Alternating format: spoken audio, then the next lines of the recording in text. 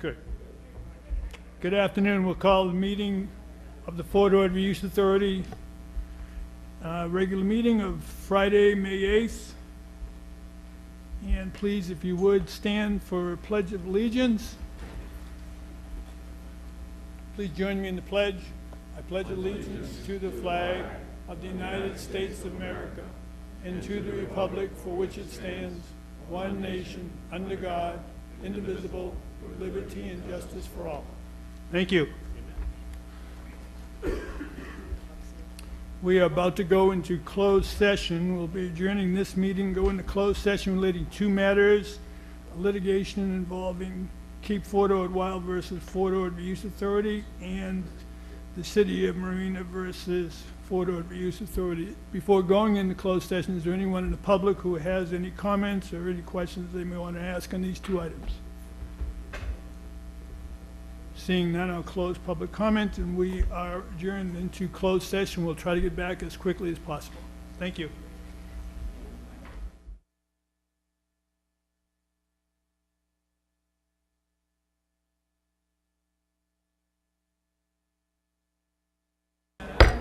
Okay, we are back in open session. Please take your seat.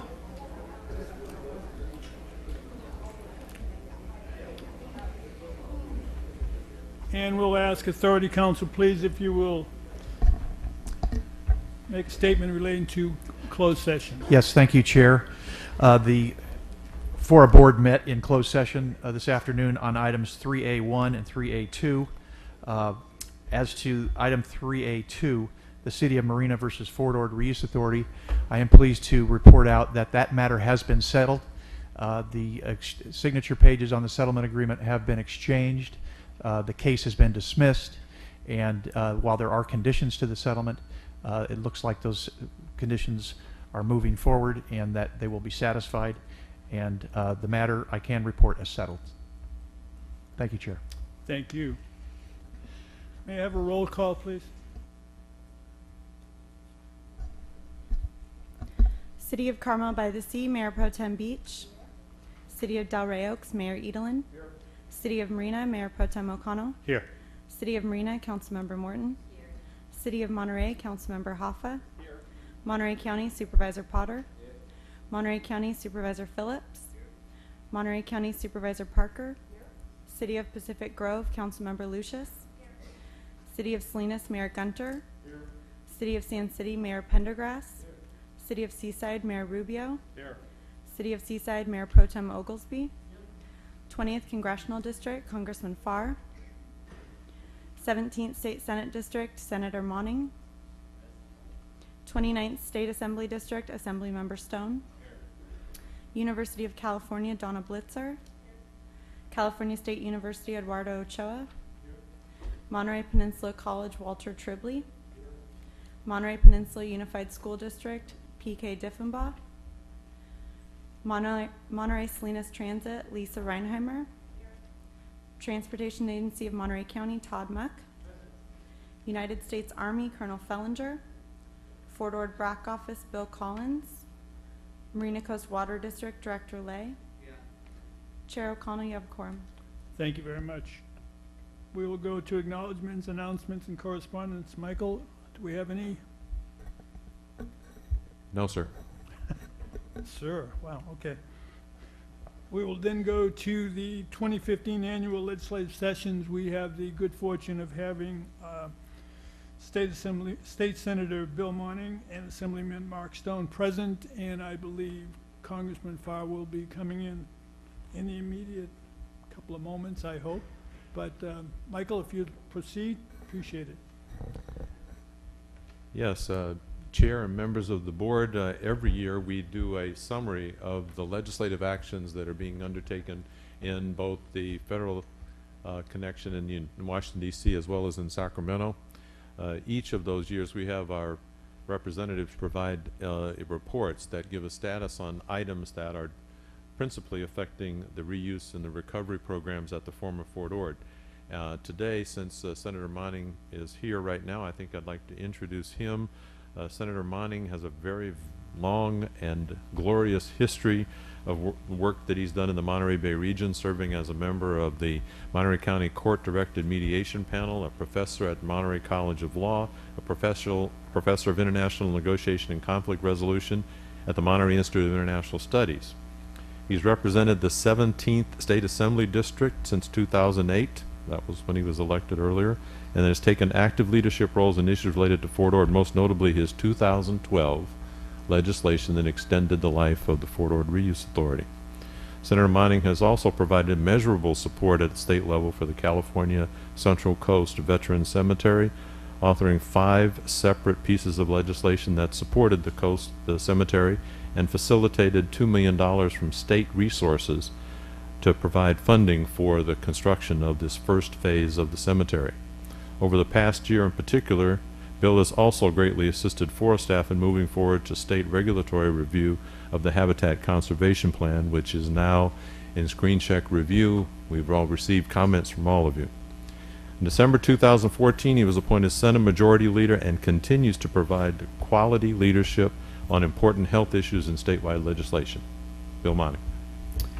Well, thank you, Michael, and members, for this opportunity to join you. I'm going to provide a brief overview, but I want to start with a thank you for the role FORA played in helping us move to the historic groundbreaking for the Veterans Cemetery this past March, and the facilitation, coordination of logistics, and hosting what was an amazing turnout, really, from all over the state and the country. And acknowledge Assemblymember Stone and Congressmember Farr, Assemblymember Alejo, Senator Cannella.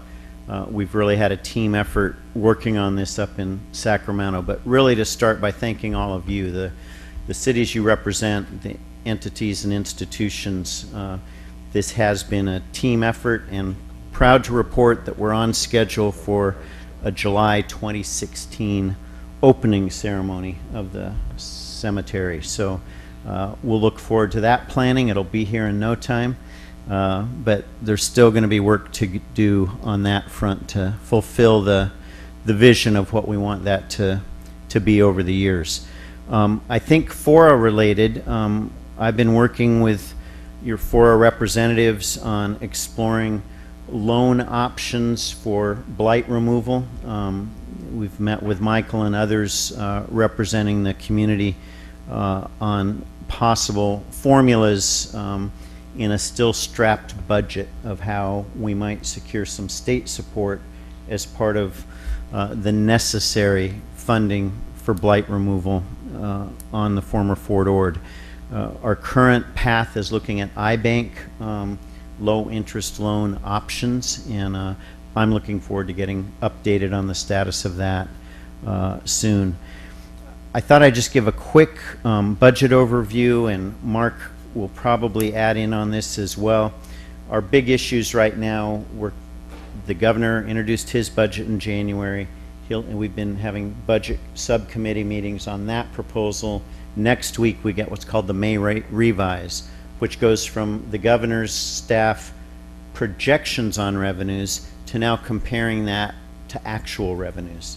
And all predictions are that actual revenues are going to be higher than the more conservative projections with the governor. So that's really good news for the state's economic health, for the budget. It's an indication of continued economic recovery. But it's also important to, I think, inoculate people that as you see headlines reporting higher than predicted revenues because of past actions of voters in the state through Prop 98, which is the K through 14 school funding formula, and then the recently passed Rainy Day Fund, Proposition 2, last November. You put together those two funding formulas, and actually virtually any surplus from the January projections will necessarily go to K through 14. So that's great for education.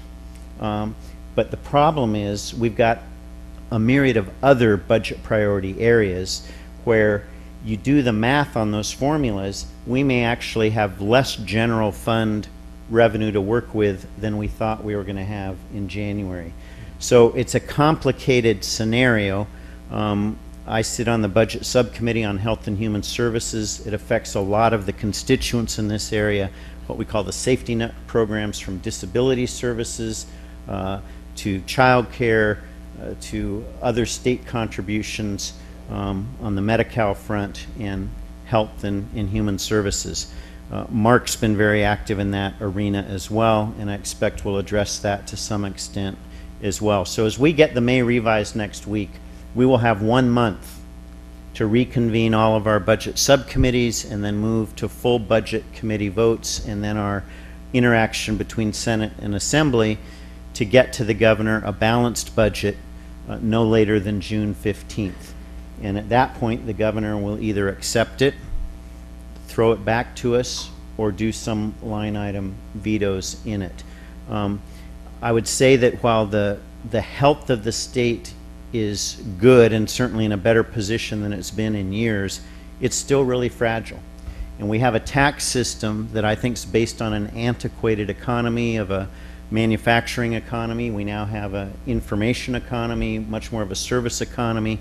And if you look at everything from higher education, CSU, UC, K through 14, safety net programs, environmental programs, water programs, we're probably not generating sufficient revenue to build the state that we would all like to live in.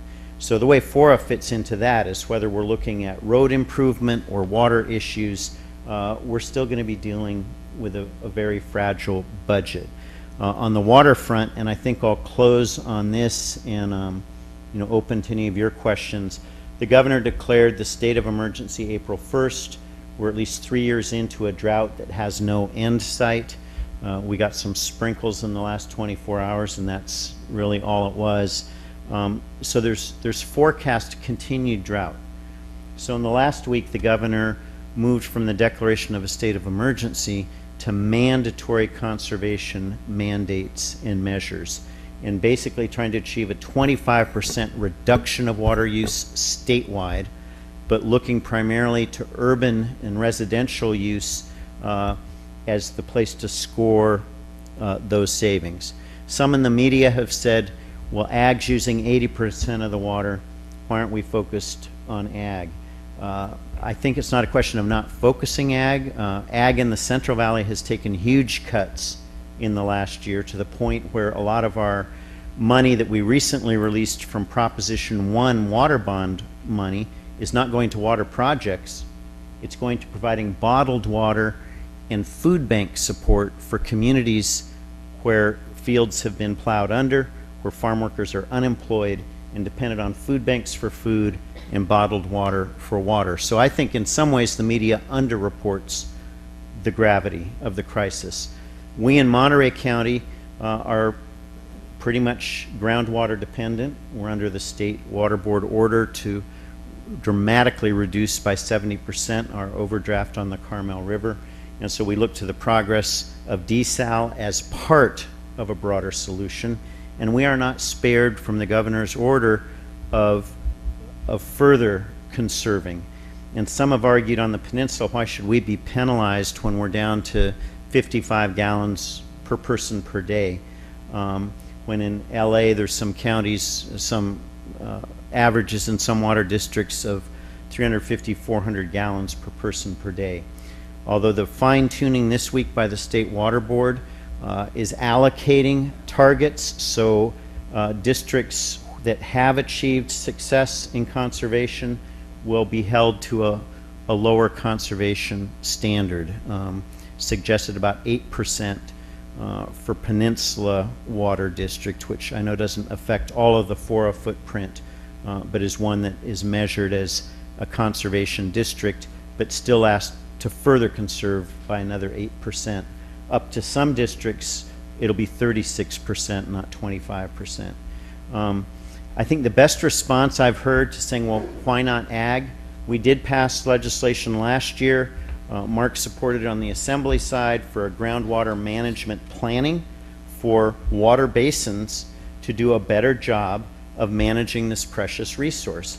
And no mandates imposed other than to pull together in that region and start thinking about ways to better manage, allocate, and measure water use. that was the mandate, and even that has faced resistance in some communities. So there's a combination of water solutions moving forward. We can't legislate rain. If we could, we'd be in another job description. All we can do is to try to better manage this precious resource. I know a lot of your deliberations are focusing on water allocations on the former base, the challenge facing neighboring communities, facing our entire county. I think it's fair to say, and it will be repetitive, but there's no one single solution. We need conservation, we need reuse, we need recycling, we need better capture of stormwater. We do need to move forward with desal as an expensive but necessary supplement to our limited water resource in this region. So I think I'll close there. You should have in your handouts some bullets on legislation that I'm carrying. I won't go into specific bills, but we have it broken down kind of into subject area. As Michael mentioned, I'm currently serving as the majority leader in the state Senate, and if any of you have occasion to be in Sacramento, I hope you'll give us a heads up and come by and visit our office. It's really your office, and we enjoy having visitors from the district. So with that, I think I'll conclude, and if there's, I'll take questions now or after Mark presents, however the chair wants to proceed. Great, thank you, Senator Martin. Let's do it this way. Is there anyone on the board has any questions that they may have, or Michael, do you have any? Well, I do. Just a response, your question about iBank, the rest of the board will be hearing later on today that iBank does have an application in from us that your staff suggested we would do. We worked with John Arriaga, as you suggested, and Ruben Rojas, the deputy director of the iBank, will be visiting Fort Ord on Monday to talk about financing our project. Great, thank you. We'll go out to the public. Anyone in the public have any questions of Senator Martin? Seeing none, bring it back. You must have been doing a great job. No questions. Let us now proceed to Assemblyman Stone. Thank you for coming, both of you. Assemblymember Mark Stone began his career as a trustee and later board president of Scotts Valley Unified School District. He continued his public service with 2 terms on the Santa Cruz County Board of Supervisors and served as the 2011 Vice Chair of the California Coastal Commission. In November 2012, Assemblymember Stone was elected to represent the 29th State Assembly District and assumed the position on the FORA Board of Directors. During this time on the board, Assembly Stone has worked hand in hand with Senator Monning and Congressman Farr, advocating for Central Coast Veterans Cemetery, the Fort Ord economic recovery, and especially habitat conservation issues.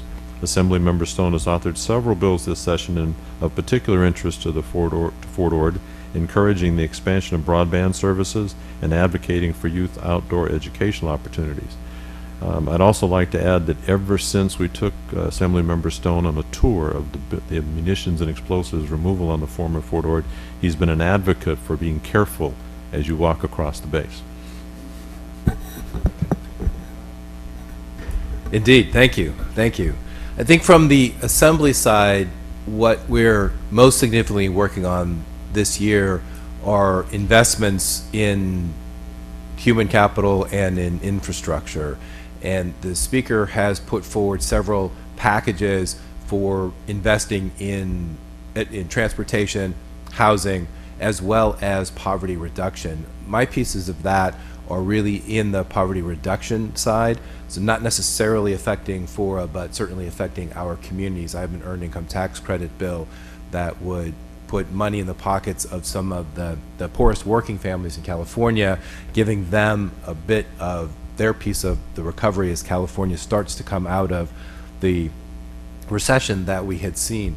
The housing bills that are moving forward, we've been long looking for a permanent source of funding for affordable housing. That has been elusive. This year, though, we've put together a pretty good coalition of folks. It was the realtors in Sacramento who killed it last year. They are on board this year. It will be a 2/3 vote in the legislature, but since we've put a lot of the previous folks who were opposed to it at the table and on board with it. I'm very optimistic. I'm never certain about bills moving through the legislature, but very optimistic that we will have that permanent source of funding. It was a piece that was taken away from local agencies when the redevelopment agencies were told to be wound down by the governor and the legislature a few years ago. That will be, I think, an important component that's working forward. What we do on transportation is a little less certain right now. There's a proposal to put several $1 billion over time into transportation infrastructure. And again, one of the areas that's been highlighted as critical throughout California, given the deferred maintenance and the state of our infrastructure, both at the statewide level and at the local level. We haven't always been very good when we do major investments at bringing money to the local level. A lot of it has been the state highway transportation system and others. That's been a significant part of the conversation, is how we make sure that some of that money comes locally so that we can deal with the backlog and address issues there. I'm also on a speaker's task force looking at the energy and climate change as we move forward and building a resilient California, dealing with some of the adaptation needs. And again, a lot of that is infrastructure needs that haven't really been looked at the local level. We've been having some good conversations at the state level, but I'm looking for more leadership to help local jurisdictions with hard decisions that we're going to have to be making over the next several decades.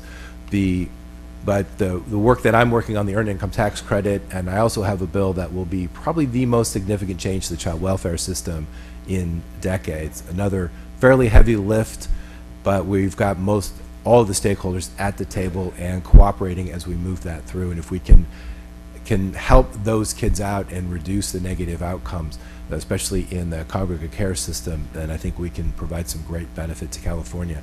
So poverty reduction, infrastructure investment are major themes coming out of the legislature this year. I noticed that there were a couple of bills, broadband for one, that I'm working on. That is now a 2-year bill. And the reason for that is I had started out looking at the CASF funds, the advanced services funds that are collected and distributed around the state, and changing the definition of what is served in California. Currently, that's 6 megabits down, 1 megabit up, and I defy anybody to adequately explain to me that that's enough bandwidth for anybody to be able to use. Even though the major telecoms tell us that it is not. So I'm trying to change the definition to fit in with what the feds have said at 25 and 3, but that ultimately is not adequate. The reason it's a 2-year bill is because we put that out on the table and rattled a few cages with it. We're now building a large coalition to address the future of California, what we want to see as our telecommunications infrastructure, getting much more funding towards the middle mile, more investment in that, which would facilitate getting adequate broadband speeds out to every household and to business, and allowing us to have conversations about building symmetry into the system instead of 25 down, 3 up, building much more symmetrical systems, providing more usable data and bigger pipes, if you will, out to all of our communities. So we're having that conversation both at the PUC with a lot of the stakeholders, with the major utilities, the telecom providers in the state of California, and I'm very hopeful that over this next year we'll have a fruitful dialogue. I know that's critical to the development of what the FORA is looking at and the peninsula communities are looking at, so stay tuned, and I may be calling on you, asking for your help to facilitate conversations and get support for moving that forward. And with that, I'm happy to answer any questions you may have. Thank you very much, Assemblyman Stone. Any member of the board have any questions? I don't have a question, but since I chair the Ledge Committee for this body, I want to thank you two gentlemen for your incredible attentiveness, openness, and effectiveness in dealing with issues that have anything to do with FORA, whether it's transportation, education, IT, the Veterans Cemetery, the FORA extension. We've asked a pretty heavy lift of you guys, and we truly appreciate what you've done. The ask is not over, unfortunately. We'll constantly be in need of something, but I enjoy the teamwork. I want to thank my colleagues on the Ledge Committee for their hard work. But when we've asked for something, your door's always been open, and you've been very effective in your leadership of that. I appreciate that. I know the rest of the board does. Thank you. And Supervisor Potter, as a note as well, as the economy is improving a little bit and we're seeing revenues come in, the current figure that the state owes counties is at about $800 million. I think the governor's budget was looking at repaying paying about 500 million of that. And that, when that money goes back to counties, I think that affects all the communities in the county. Given the state of the revenues coming in, that number should bump up a little bit, but it's our commitment in the legislature and working with the governor to get that money back to counties that's been long owed. We'll keep that bumping going. That'd be great. Thank you, Cass. Thank you. I don't see any other from the board. We'll go out to the public. Is there anyone in the public who has any questions or comments for Assemblyman Stone? Seeing none, we'll close it and bring it back. And Michael, would you introduce our next guest? Yes, Congressman Sam Farr is a fifth-generation Californian who was raised right here in Carmel. He served in the Central Coast for 6 years as a Monterey County Supervisor, 12 years as a State Assembly member, and for the last 20-plus years as Congressman. Fort Ord was slated for closure in 1991, 2 years before Congressman Farr came to Congress. He spent much of his tenure in Congress helping our community manage and recovery from the base closure. Congressman Farr facilitated the final legislation that conveyed the base's land to civilian hands at no payment to the Army, although no cost isn't always free. And has steadfastly secured funds for munitions removal, habitat conservation, water resources, and economic recovery. Among Sam's many leadership and Monterey Regional Source support actions, he was a driving force behind the establishment of the National Monument on Fort Ord, the joint DoD-VA clinic, and the California Central Coast Veterans Cemetery. He is also a recipient of the Pryor Award, the highest award given by the Association of Defense Communities for support of the nation's defense communities. Congressman Farr. Well, thank you very much. It's a pleasure to be back here. I'm glad I don't have to come to every meeting because you don't depend on me as much as you used to when this was all in federal hands. By the way, Michael, that no cost saved FORA over $70 million. So, but it's quite remarkable. I don't think any other military base in the United States has ever been transferred without cost to a local government, and it'll never happen again because they changed the law prohibiting DoD from giving away property. So you're in a unique situation. As far as an update, I mean, the big picture in Congress is that I think it seems to be that the defined political priority of the nation is that we can't have a nation that borrows money, and that we have to just pay off all our debts no matter what the costs are, with the exception that we ought to give the military more money than they want. And that's the politics that's being played out. And in order to give the military more money than they want, you have to cut everything else. So the budget numbers that the Republicans just adopted in their budget essentially cut the spending for everything except the Defense Department back to about 2007 spending levels, 2000 maybe 6. Think about that in your own personal household. If you only paid bills with the money that you had in 2006, you wouldn't be able to pay for the increased costs of your water bill, although hopefully that's going down because of conservation.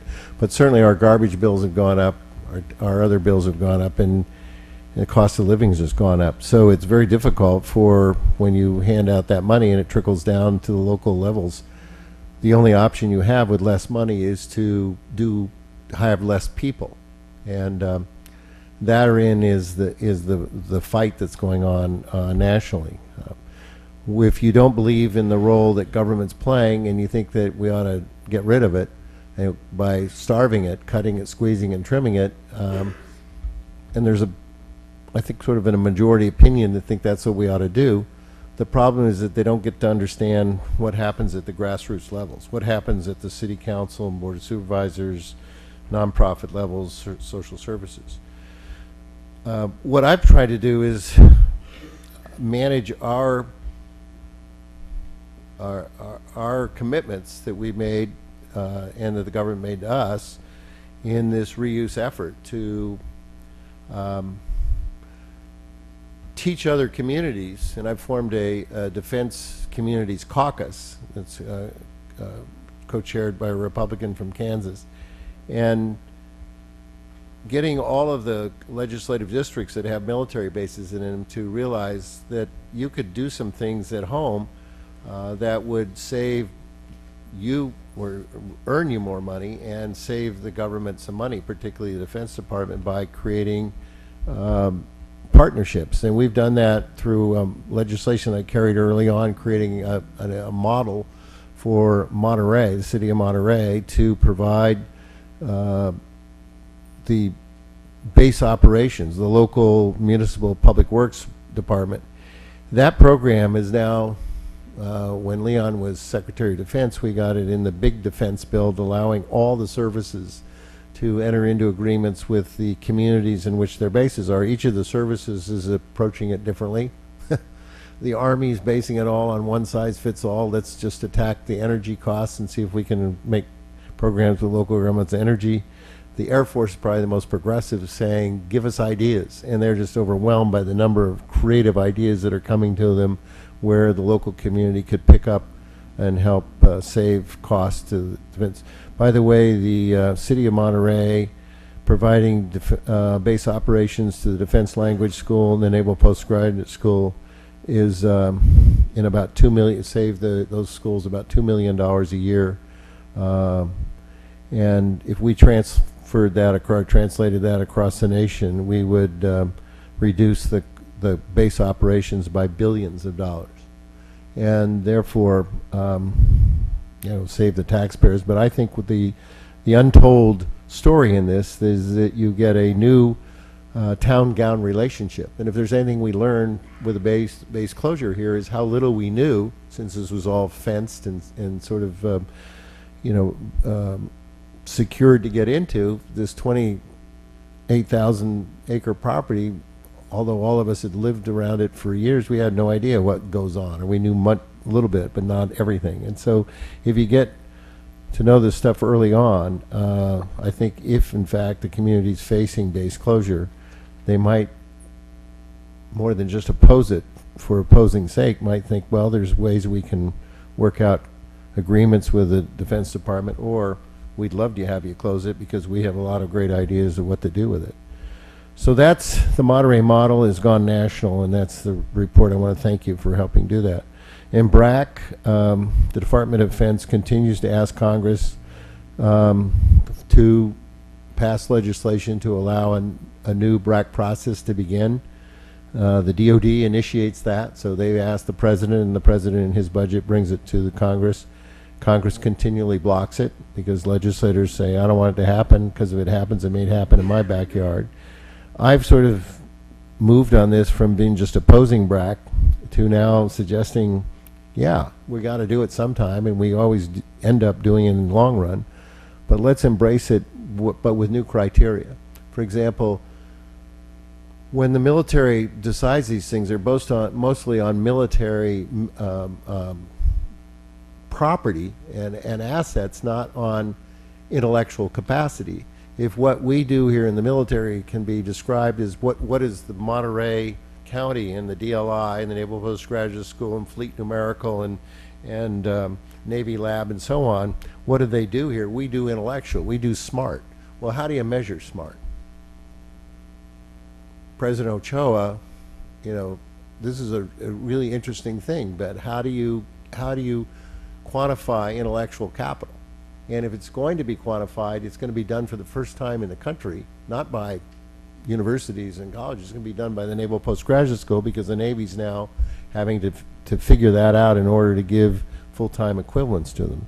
So this is a kind of a new area that we're really championing in our office to get the Defense Department, and I've asked for it in the budget language in the Defense Expenditure Appropriations Bill, to come up with a model of intellectual capacity that might be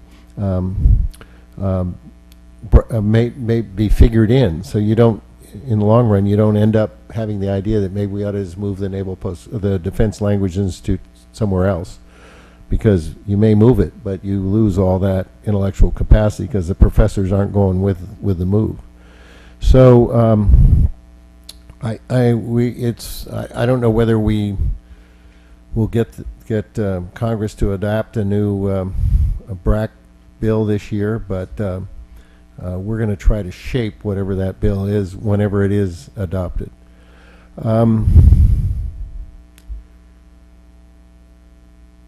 I've also asked the Defense Department, now get this, they have never done an inventory of everything they have. California, last session or session before in the legislature, and I'm sure you two had something to do with, California finally decided to ask that question in the state: how much military property is in California, and what is the military doing in California? And so and out of that, they created a commission to sort of monitor this stuff and help us do more town gown, do more of the Monterey model between the state and local governments and the federal community. So this infrastructure inventory is supposed to be done by the end of the year, and I hope that we can get more specifics on that as it advances.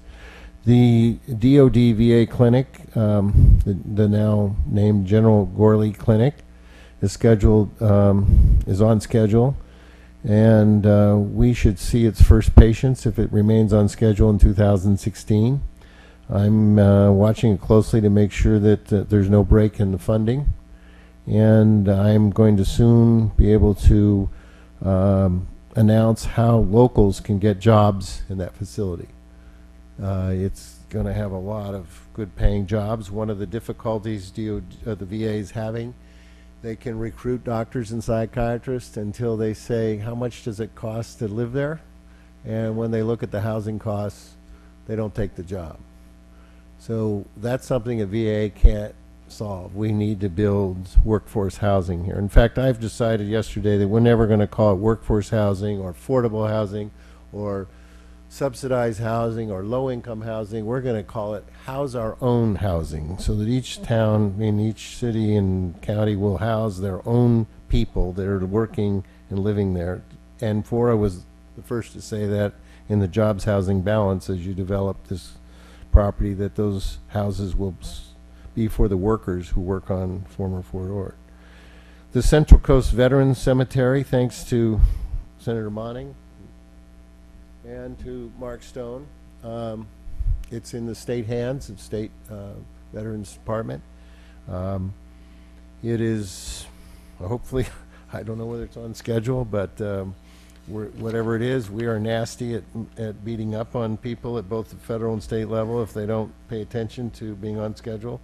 And as you know, when we complete phase 1, we can immediately apply for phase 2, which would allow for the development of the burial plots. By the way, and I don't know, this is just a sidebar that I was just thinking, I just read the EIR for Monterey Downs. There's a whole bunch of comments in there about the Veterans Cemetery being part of Monterey Downs. As far as I know, they're not connected whatsoever. And I think that ought to be removed from the title. They don't put up any money for it. They don't do anything in it. And we're operating as we always intended long before Monterey Downs came along. But I think we've gone through a lot of political sorrow because of people who oppose that project, thinking that that the opponents or the proponents are using the cemetery as the only way to get it built. And I just think that we ought to clean up that confusion and leave the cemetery to cemetery and leave the rest to the rest. So, but I was offended by how much the reference was to the cemetery in there. Cleanup funding. This is one of the most difficult things. The military, as in most entities, don't think that their purpose in society is to have to clean up messes that they leave behind. And we tell them that that's not true, that it's strict liability, just like Superfund sites. You make the mess, you clean it up. And they're doing a pretty good job now of monitoring everything that could end up, as an unexploded ordinance. But for history, it's very difficult, and it's very difficult to get money out of the administration for base cleanup. In FY16, we've set it at $251 million. Given the tight budget scenario and frankly no political will in Congress to see that this is an important issue, being able to increase that line item has been very difficult. I think it's been a one-man stand by myself. Nonetheless, and I'm on the committee that appropriates that money, we have been able to get some language in chastising the DoD for low balling the account. And in addition, my request to the GIO to do a follow-up study on what is left to be done out there and how much it's going to cost and what the consequences of not cleaning it up are. By the way, none of that affects us, because we have contracts where you're, I think, ahead of schedule on cleanup here, but I pity the other closed bases or communities that have to deal with this cleanup cost. Last couple of items, Fort Hunter Liggett, which is in Monterey County, and Camp Roberts, which is in a little bit in Monterey County and in San Luis Obispo County. I was successful in getting a bridge repaired down there, which is without that repair for the last about 5 or 6 years, it's taken them 40 minutes to get around the alternative detour to get around what you could do by crossing that bridge. And so we think that that'll make the base much more attractive for use. By the way, the use of Fort Hunter Liggett is exploding. It's all people coming in there. Everybody has to be trained before they're deployed, no matter what your profession is. You're a lawyer or you're a nurse. You're going into harm's way. You're going to have to learn how to use a weapon and how to defend yourself and how to do security practices and things like that. And so people are contracting to come to Fort Hunter Liggett to get that training in I think 1 million man hours of training this coming year. Lastly, with Dave Potter here, you can celebrate that Tidball Store, which is a 1-acre property on Fort Hunter Liggett, right next to historical property, was transferred to the county. You think Fort Ord took a long time to transfer? 1 acre. Had to go through the exact same procedure to get transferred. It was impossible, but we've done it. It took a lot longer than 1 acre transfer should take. But with the county assuming a lot of the responsibilities, including the chain of ownership and all that other stuff, we've now transferred that, and it'll be a real asset for that beautiful area of South County. And lastly, just what I need to remind FORA, because I think you're going to be in these discussions, is that we did a kidney swap between the city of Seaside and FORA and the department. That was, I think, active duty military land. In that, we gave the city, the Army gave the city 109 acre feet of water. In it, a requirement for the city of Seaside to build affordable housing. 34 acre feet of that water has to go to affordable housing. And it's not clear whether the 109 acre feet have to go for the original intent of that development, which was the Light Fighter Drive, the development all along there. But I just want, and FORA to monitor this, that you can't give away that 34 acre feet for other than affordable housing. So that concludes my presentation. Any questions? Thank you, Congressman Farrar. Anyone on the board have any comments or questions? Once again, to represent the Ledge Committee, and also somebody who for 19 years, Sam, has been back in your office pestering you with issues that relate to Fort Ord reuse. You know, I want to thank you for all that you've done. Specifically, though, that a very effective team you have in D.C. You know, our effectiveness as representatives of our districts is only as good as the people we have that work for us. And most people here know that absolutely nothing happens in my office unless Kathleen takes care of it. But I will say that you have an incredible team. Rochelle, Debbie, Tom, Troy. When we need something, we call, that phone's picked up instantaneously and something happens. And I can't say that about everybody else that's represented us at the federal level, given the ultra complex nature of federal government. When we've gone back, and Michael, you and I have gone back many a time, when we've gone back and we've wanted issues addressed with the VA, with the Department of the Interior, with DOD, we've always had the right door opened. And it's been your effectiveness and your ability to know who we should talk to, what they should hear from us when we get there, and how to be effective when we get back. And it's been your leadership that's made that happen. I appreciate it. I know the community appreciates it. There was a time when you brought back a lot of money back to this space. We wouldn't look like we do now if it wasn't for those investments of federal dollars into this base reuse plan. You know, you've also been incredibly articulate and effective when it comes to the Defense Language Institute, the Naval Postgraduate School, and as you talked just recently, the Liggett and Roberts expanded mission down there. I don't think anybody in this community really realizes the importance of the military presence in this community. It's a major portion of our economy. Those people come out of those institutions and volunteer on a regular basis in the towns, in our cities, through a variety of different forms of participation, but there's a volunteer element that's financially unquantifiable, and we need to recognize that and appreciate that, and your representation, Sam, has been huge in keeping that presence here. Well, thank you very much. The Defense Department is still spending, and a lot of them think that with the closure of Fort Ord and all the news that went around that the military's left Monterey County, but the Defense Department is still spending $1.5 billion in this county.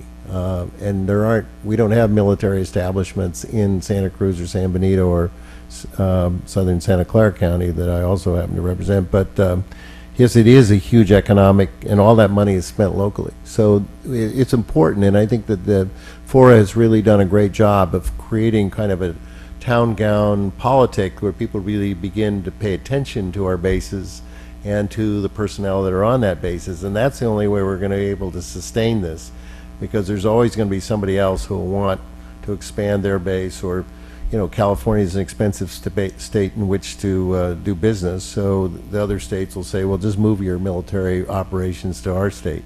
So we're always going to be under some sort of base closure or realignment pressures, and I think as long as we understand what they're doing here and work with them, try to make their jobs, make the mission the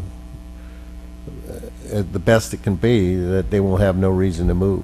And last, the other thing, David, you came in, you always say you come in and just bitch at me all the time, which is absolutely true. But he didn't tell you the story. Is the day they all walked into I came into my office and said, what are you all back here? And say, well, we just came in to see you and sit down and talk to you. I said, I don't have time for that. If you don't have something to bitch about, I don't want you in my office, and I throw them out. Thank you. Board Member Rubio? Yes, Congressman Farr, I'd like to echo the sentiments of the ledge chair. And yes, you did throw us out, but we were right back the next day. That didn't deter us one bit. But I just wanted to reassure you that any waters that were transferred to the city of Seaside that were dedicated to affordable housing will be used for affordable housing. If I remember correctly, part of that agreement was a three-way agreement with state parks for workforce housing as well. So we remember that, I remember that, and it'll be done. Thank you. Anyone else on the board? Seeing none, we'll go out to the public. Anyone in the public have any questions or comments that they may like? Please come up, and you have up to 3 minutes. You do not have to state your name or your residence, but at the end of 3 minutes, please respect the rights and views of other people. Thank you. Beth Palmer with Monterey Downs. I just wanted to explain why the cemetery is in the EIR. I thought maybe that would kind of explain it. We've never been trying to confuse people as to. The Monterey Downs did an ENA on the endowment parcel of the cemetery. It was out. Seaside had been trying to get a private developer to take the endowment parcel several times before we took it. And under CEQA, under the California Environmental Quality Act, if you take part of a project, your EIR must evaluate the entire thing. If you do not evaluate the entire project, it is considered piecemealing. So under CEQA, we were required to include the entire cemetery because we were taking the endowment parcel. The second portion of that is the state cemetery and the federal funding is for Phase 1, the columbarium, and Phase 2, the in-ground burials. It does not include the ancillary parcels, which is the non-denominational chapel, Veterans Hall and Museum, or amphitheater. So there is no EIR or state or federal funding for that. So by including it in our EIR, we get that environmental review done for them, and the specific plan gets the zoning for it, so we still cover the ancillaries. May I ask a Under question? Under CEQA, we're required to include the entire thing. Yes? If that's true, all these ancillary projects that are your responsibility, when will the money be put up for that? Because we'll be wanting to do that before you may get all your other permits. So do we have to wait for your okay, or will you just put the money up right now For which one? For for all the ancillary work around the So the cemetery? ancillary, so there's two different parts. There's the endowment parcel, which is actually being included in Monterey Downs. And when we, after approvals, after litigation, after everything, if we're still standing, then as part of the purchase of all of the land, we purchase the endowment parcel as all of it. For the cemetery, other portions, not the endowment parcel, we're not owning the ancillary parcels because they're included in the EIR and the specific plan. What's being done is the environmental review and the zoning. Those would be owned by whichever veterans organization, state, county, or whomever was to own them, but the environmental review and zoning would be done for them. So the only portion we would be taking is the endowment parcel, which was the part that was put out on an RFP for private development. Taking it in the sense of what, buying it? Correct, and including it in the project. That's the part north of Parker Flats, Normandy. It was at one point a funding mechanism. Yes, I know. Yeah. We created it in our office, the Correct. concept of it. Yeah, The idea was to build a civilian or private cemetery there and have that half, and part of that was, I'm sorry if I have to stop there, because technically with 3 minutes comments, you've had your 3 minutes. Maybe you can meet with the congressman or okay. state senator morning was just afterwards. answering questions Thank you. at I that point. don't want to violate the rules. Yvonne Stone, Executive Director. Please. We are presently in open public comments, so let's stay with that when we close public comments. Go ahead, please, Ms. Stone. Thank you. Yvonne Stone, Executive Director of Fort Ord Environmental Justice Network. It's amazing to see that Congressman Farr is still here talking about affordable housing. 20 years ago, he was talking about affordable housing. And we've had a whole lot of projects going up, implicating that it's affordable housing, which when it was not affordable housing.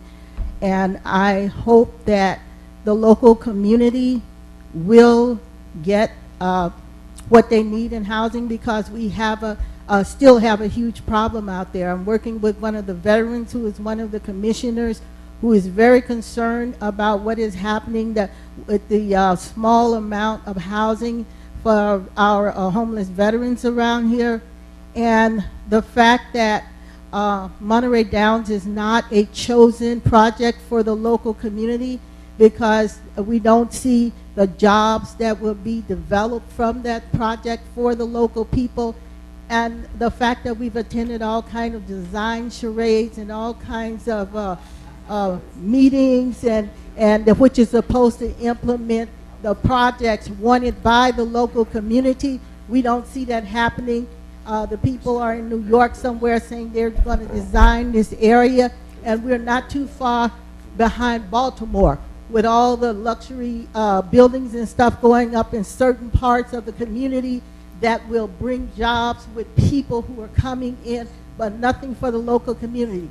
I hope that this being 2015, that this idea of developing around or through the local community and not for them will be stopped. Thank you. Thank you, Ms. Stone. Anyone else in the public have any comments for Congressman Farr? Okay, seeing none, we'll close it and bring it back. On behalf of the board, I want to thank the three of you very much for taking time from your busy schedule, and I want to assure you that in your absence, your assistants or the people who sit in your place, be it Erica or Nicole or Alec, do an excellent job. Very competent people who really keep us informed in your absence. So thank you again on behalf of the board and the public for coming today. Okay, we will go to item 7 D, which is approved positions on current state legislation.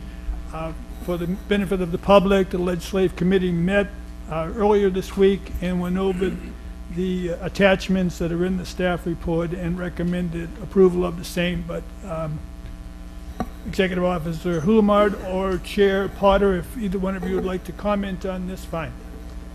Well, my comment would be, in the interest of time, that I'd be happy to, subject to any public comment on this, approve the positions of the current state ledge committee's application. Is that a motion? It is. All right, it's been motioned by Board Member Potter and seconded by Board Member Rubio. Any comments, questions on this matter? Seeing none, we'll go out to the public. Any member of the public have any questions relating to 7D? Seeing none, I'll bring it back. Close public comment. All in favor, please say aye. Aye. Anyone opposed, say no. No, thank you. I just want to take one moment to clarify. There were some questions as to the importance of the discussion that took place just a moment ago on the Downs and Monterey Downs, et cetera. It's simply not on the agenda. The Brown Act does not permit me to just vary from this agenda. The comments were made in the appropriate time, so I cannot just arbitrarily modify the agenda. If I did, it'd be a lot shorter than it is right now. So we'll now move to the consent agenda. Consent agenda consisting of the approved April 10, 2015 board minutes. Move the consent agenda. Okay, it's been moved by Board Member Potter, Rubio, and seconded by Board Member Potter. Any questions of these minutes by any member of the board? Seeing none, we'll go out to the public. Anyone in the public? This is going too smoothly. Close it, bring it back. All in favor, please say aye. Aye. Opposed? Passes unanimously. We can screw it up for you. I'm sorry? You can screw it up for you. Oh, it's about to be. Oh, I'm sure. Okay, we'll now move to 9A, and I want to explain to the public, we have received communications relating to this. This is a second vote on the April 10th board action to continue to pursue option C, seeking a Senate number 854 determination from the Department of Industrial Relations. I know there's people who want to discuss other portions of this, such as prevailing rate, but this is simply a second vote. And once again, the Brown Act limits me as to, and this board, as to what we can discuss on this particular matter. The previous vote on April 10th was all in favor except one particular member. So I have discussed this with the executive officer and authority council and also a member of the staff, and there's been no change as far as what's gone on with the attempts to contact the Department of Industrial Relations, and no response has been received yet. But having said that, is there anyone on the board who has any questions relating to this particular item? Board Member Morton. Yes, I have looked at this and I have pulled the legislation, and it appears that 854 puts some teeth into prevailing wages. My question, reading the staff report and the letter in particular from Mr. Hulamard and the questions, I want to be sure I understood what was being asked of the labor commissioner for interpretation. My understanding from the last paragraph is that because FORA is requiring prevailing wages on any first generation project, that what FORA is asking is that every project for which prevailing wage applies should be characterized as a public works project and monitored by FORA.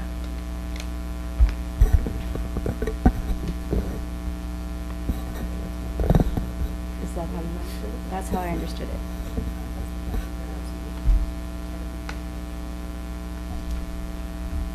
Can I hear that question again? So well put. I thought it was. Take two. My understanding is that because the master resolution for FORA requires that any first generation project on forward lands requires payment of prevailing wages. Yes, and it does. That I understand. that the question being posed is, or we actually have stated it in the affirmative, as we're looking for confirmation, therefore, any project on former Fort Ord for which prevailing wages are paid is a public works project and to be monitored by FORA. I don't think we're asking for that conclusion from the department. We are just, we are asking them to give us a determination. So my second question then is referring to the SB 854 questions, Public Works, the first paragraph, item 1, in the opinion of FORA Staff Authority Council, FORA's prevailing wage provisions constitute a public works project and subject to 854. That seems to me to be a statement that that is our conclusion, and we're asking them to affirm that. That is part of our question. Yes. Okay. Any other questions from any board member? Okay, seeing none, we will go out to the public, and once again, it's relating to the option C, which is the second vote. Please come forward. Again, you do not have to state your name or your place of residence. You have up to 3 minutes. I'm Jane Haynes. So glad to hear that question asked. I feel the same way about the letter. It's not clear to me at all what the letter is asking. I'm fearful that DIR is going to think it's asking something that doesn't reveal to DIR that FORA requires prevailing wages to be paid for non-public works jobs. I appeared before the executive committee, before the administrative committee last week. I subsequently provided a supplemental draft of a letter clarifying for DIR. I don't think it's going to be sent, so I'm going to write DIR myself and try and clarify what I think is totally missing from this letter, which are the facts. I'm so glad to hear someone finally understand. Well, that's...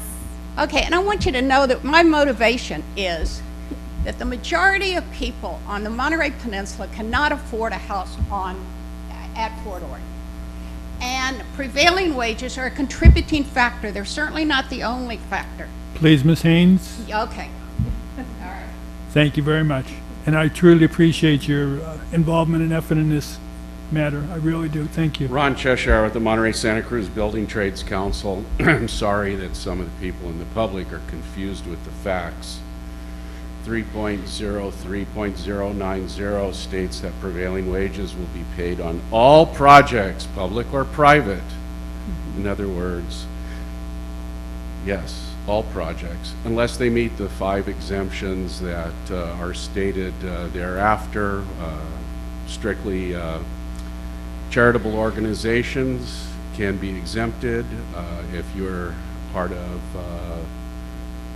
California state law. Okay, Mr. in regards to Cheshire. affordable housing. Mr. Cheshire, please. Just because I'm a Yankee fan now.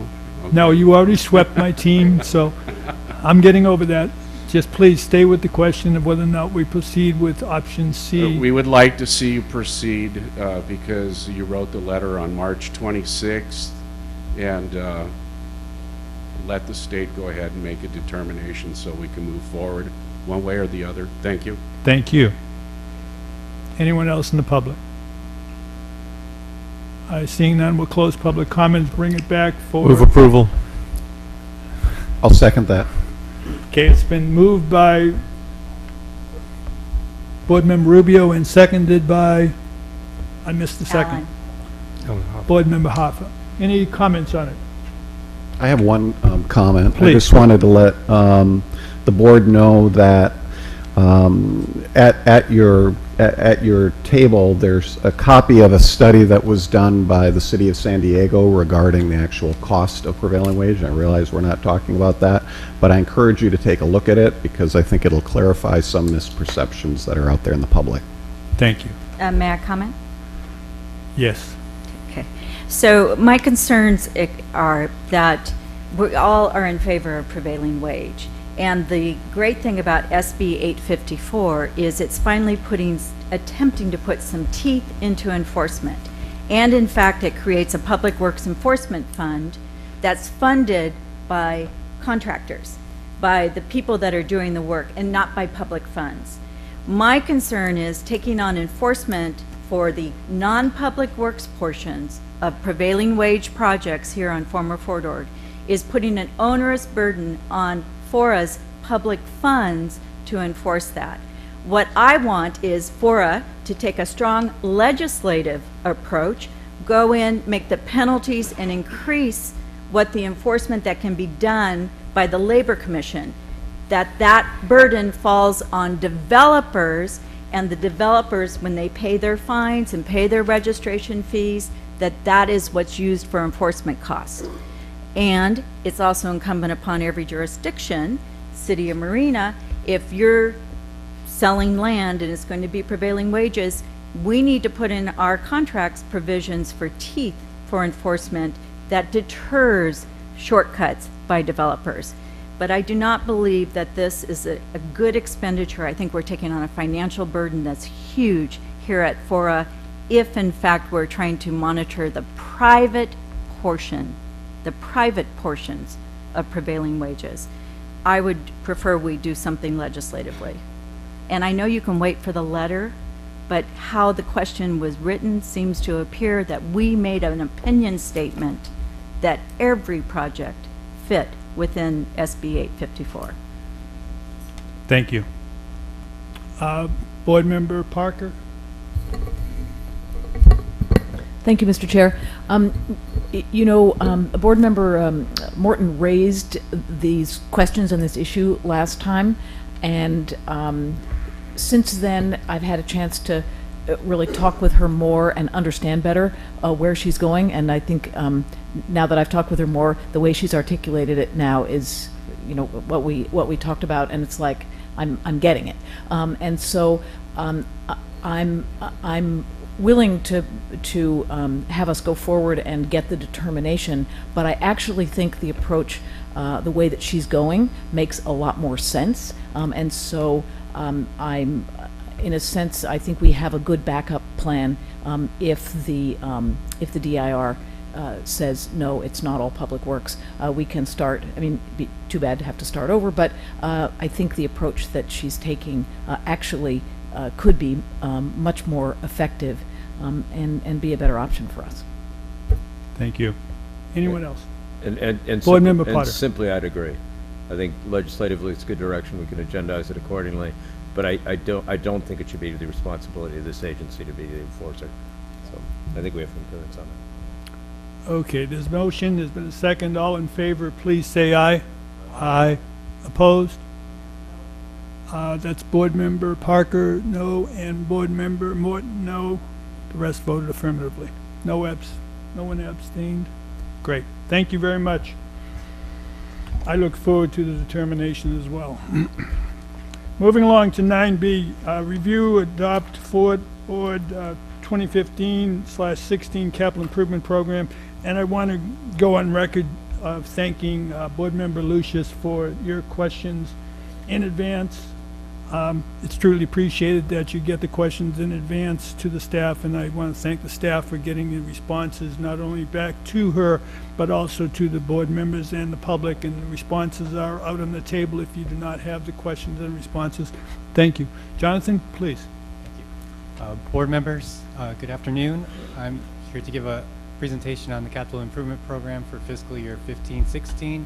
In conjunction with Stan Cook from FORA staff, I will step back when we get to the building removal portion, and Stan will step in.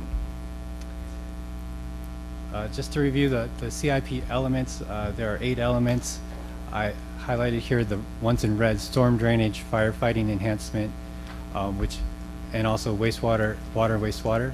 The storm drainage and firefighting enhancement have been accomplished, so that's why they've been highlighted.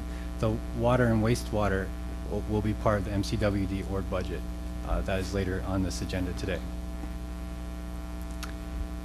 Just to review here, what are the funding sources for the capital improvement program? We have community facility district fees, which fund the base-wide mitigations. The transportation, the habitat management, and the water augmentation are the base-wide mitigations. The land sales proceeds funds the building removal, which was a board action taken at the first CIP document.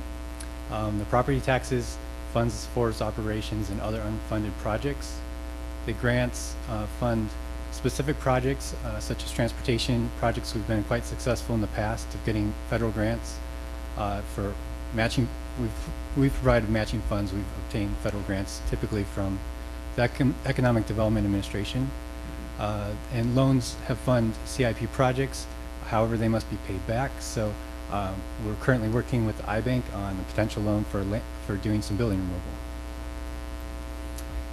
Fee reductions. So just noting here what the history has been on the recent fee reductions. In 2011, the board approved a 27% across the board fee reduction, which resulted in a $33,700 per dwelling unit fee rate. So it's been across the board, but just noting what the new residential fee, which is the by and large the biggest fee we collect in our fee program, is the new residential or dwelling units. In 2013, the board also adopted a fee reduction of 23.6%, resulted in a $26,440 per dwelling unit fee. In 2014, the board also lowered the fee by 17% after looking at contingencies and also moving a voluntary contribution into MCWD's program off of FORA's ledger and into MCWD's ledger. Resulted in a fee of $22,560 per dwelling unit. And then with this current fiscal year, when we switch to July, there's a 3.2% construction cost index increase. So that would be a fee of $23,279 per dwelling unit. So looking at the changes in this fiscal year 15-16, taking the direction from the board and the finance committee, the administrative committee last year adopted a methodology for the forecasts and implemented that methodology this fiscal year. Looking at other changes in the CIP, the Preston Park proceeds are programmed for the FORA reserve and for a building removal contingency, and that's shown on table 3 in the capital improvement program document. Also, building removal expenditures are programmed starting in fiscal year 15-16. And then the final note here is these roadways, Eastside Parkway, Intergarrison Road, Giggling Road, Eucalyptus Road, and are programmed with us for CEQA in this document. So you'll see funding in each of those roadways in this current fiscal year. Looking at the question of the post-FORA, so there are columns in the CIP document that describe a post-FORA time frame. So these are just looking at what does post-FORA mean. Basically, there may be responsibilities, likely to be responsibilities that survive for sunset in 2020. These include habitat conservation plan, the base reuse plan compliance, some of those CEQA mitigations I brought up earlier. Building removal might actually be completed before then, but that might be one depending on what happens in the next few years. Water purveyor service. So when FORA goes away, will there be a water purveyor that remains? And how will that be handled? So there's various options here: assigning it to an agency, assigning it to the underlying FORA members, creating a JPA, or create a FORA shell that maintains the funding structure. But these will be reviewed and studied as part of the state required FORA dissolution plan, which is required by 2018. A number of questions came up on the CIP document, and I will step back in a moment for Stan Cook to just give an overview of the building removal program on Fort Ord.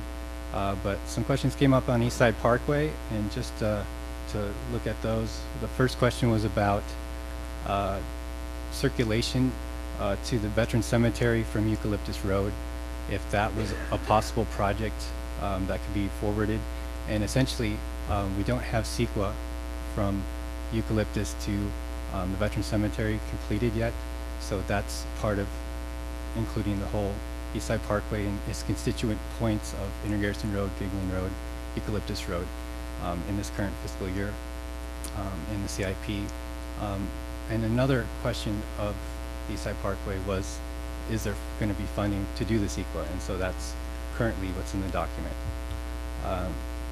the Highway 156 question that's come up. It's receiving comments on the document from the city of Seaside, basically to move $5 million, which was proposed in a draft of the CIP to the Administrative Committee, from a fiscal year 2018-19 to fiscal year 2019-20.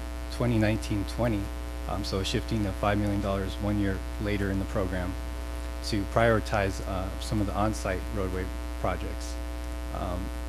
So that came from Seaside staff. TAMC staff in the same meeting recommended that it stay in that fiscal year to support their Highway 156 program as it moves forward. So just note that the document does include the City of Seaside's recommendation today, but that discussion did occur at the Administrative Committee meeting. And then a note on the habitat conservation funding. There hasn't been a question about whether there is sufficient cash flow in the CIP to fund the HCP endowment, given that once HCP is approved, an annual operating cost of $1.8 million will be needed to implement the HCP. So there are some ways to deal with that, ways to reduce that $1.8 million cost by using some existing staffing resources. And then there's opportunities or the ability to perhaps fund it earlier by increasing the percentage of the fee that goes to the Habitat Conservation Plan. But those we can also look at and research in more detail if that's the board's desire. And I'll step back here at this moment and let Stan Cook talk about building removal. Thank you, Jonathan. Let's see. Just, am I pushing the button? There it is. Okay, well, that's going to be hard to read. What I want to talk you through real quickly is I'm going to back up and talk about building removal economics. And what I mean by that is that there's a process for returning the value to the land on FORA that starts with building removal in many areas. The first part is to do hazmat surveys and come up with a plan to remove those buildings. Then to do the hazmat abatement, and then after hazmat abatement is done, building removal or restoration of those buildings can begin. Many times you see that most people don't see these hazmat surveys occur. They usually don't see hazmat abatements, usually combined with building removal, so all this looks like one thing. Private sector risk is very high at this portion of the pyramid. As you know what the hazardous materials are, you start to get an idea of what the actual cost is for building removal. So as we do that, the unknowns are leaving the equation. As we remove the hazardous materials, the risk for the private sector to invest go down to a medium level. As we remove the buildings or restore them, they go to low. And as we go into commercial and residential construction, it's very low, and it's the lowest risk for private sector is down when we create permanent positions. The site value goes from the lowest or unknown when we have all these hazards, as we remove them, to the highest value. Okay, private sector involvement is cautionary when we have hazardous materials and dilapidated buildings, and as we remove them or restore them, private sector involvement is more. So this pyramid was created to look at Seaside Surplus 2 area. This hazmat surveys and business plan right here is where the Economic Development Administration grant would come in that the board approved for staff to apply for. We hope to hear about that in June. Hazmat abatement and building removal here, this is your I-bank loan that we've been talking about and how it would be applied. So these are the years it would take to accomplish this, roughly, and the jobs that will be created as this scenario plays out. FORA, this is not FORA's first attempt at building removal, and for many people, I've noticed over the years, especially that moved to this area more recently, they don't realize that half of the World War II wood buildings are gone from FORA. And I'll tell you more about how much building removal has occurred, but FORA has been working since 1996 on deconstruction from the pilot deconstruction project, where we received $400,000 from the Packard Foundation to look at what might be reusable in these buildings. That information, the FORA board came up with the hierarchy of building reuse, and that was maybe we shouldn't tear all these buildings down, maybe we should reuse some. And then how should we remove the buildings, and how should we work in recycling? But if you look at this goes from 1996 to 2014, except for 2 years at the bottom of the economic crisis that we went through. FORA has had some active building removal project going on. CSUMB and FORA, as you look at this, we've learned from each other. We learned first in the pilot deconstruction project. We shared that with CSUMB as they took down their buildings. What they learned, we were able to stair step on that, and we shared back and forth, back and forth.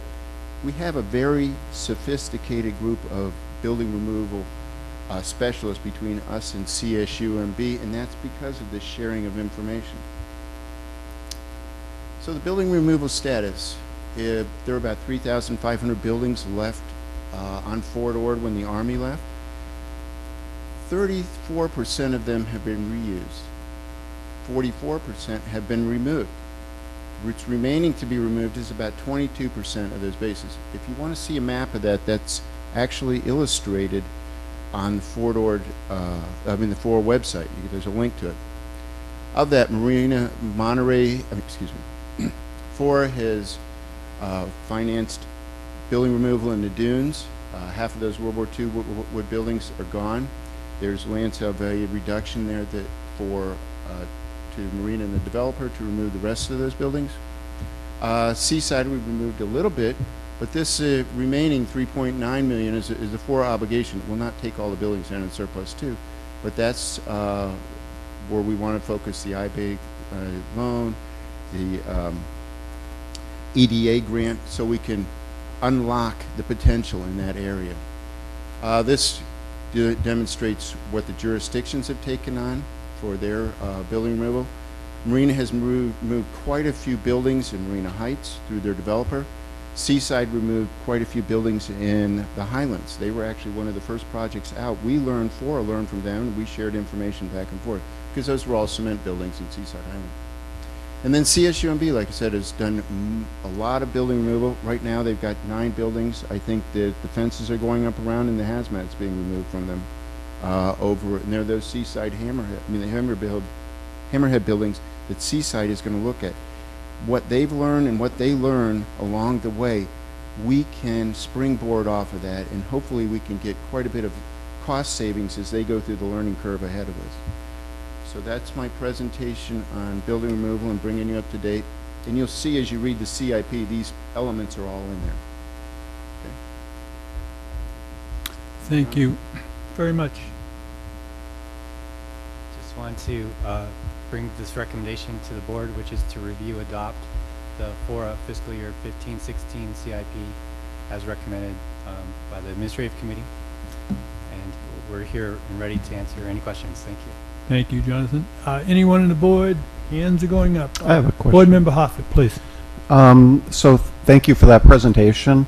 Regarding the first part of it, where you're talking about the series of fee reductions that FORA has approved with the intent of lowering unit costs, I very much approve that. But my question is, how can we verify or be certain that those savings are being passed along to the potential buyers of units? Is there a requirement for affordability? Is there any teeth to that, or do we just hope that that doesn't become part of the profit margin for the developer? So the fee reductions happen in the context of each development project. So I think for East Garrison, for example, they have 70% market rate, 20% that is below is affordable, and 10% that's workforce housing. So those percentages remain with the project, and I believe the Dunes, for example, is very similar to East Garrison with those percentages.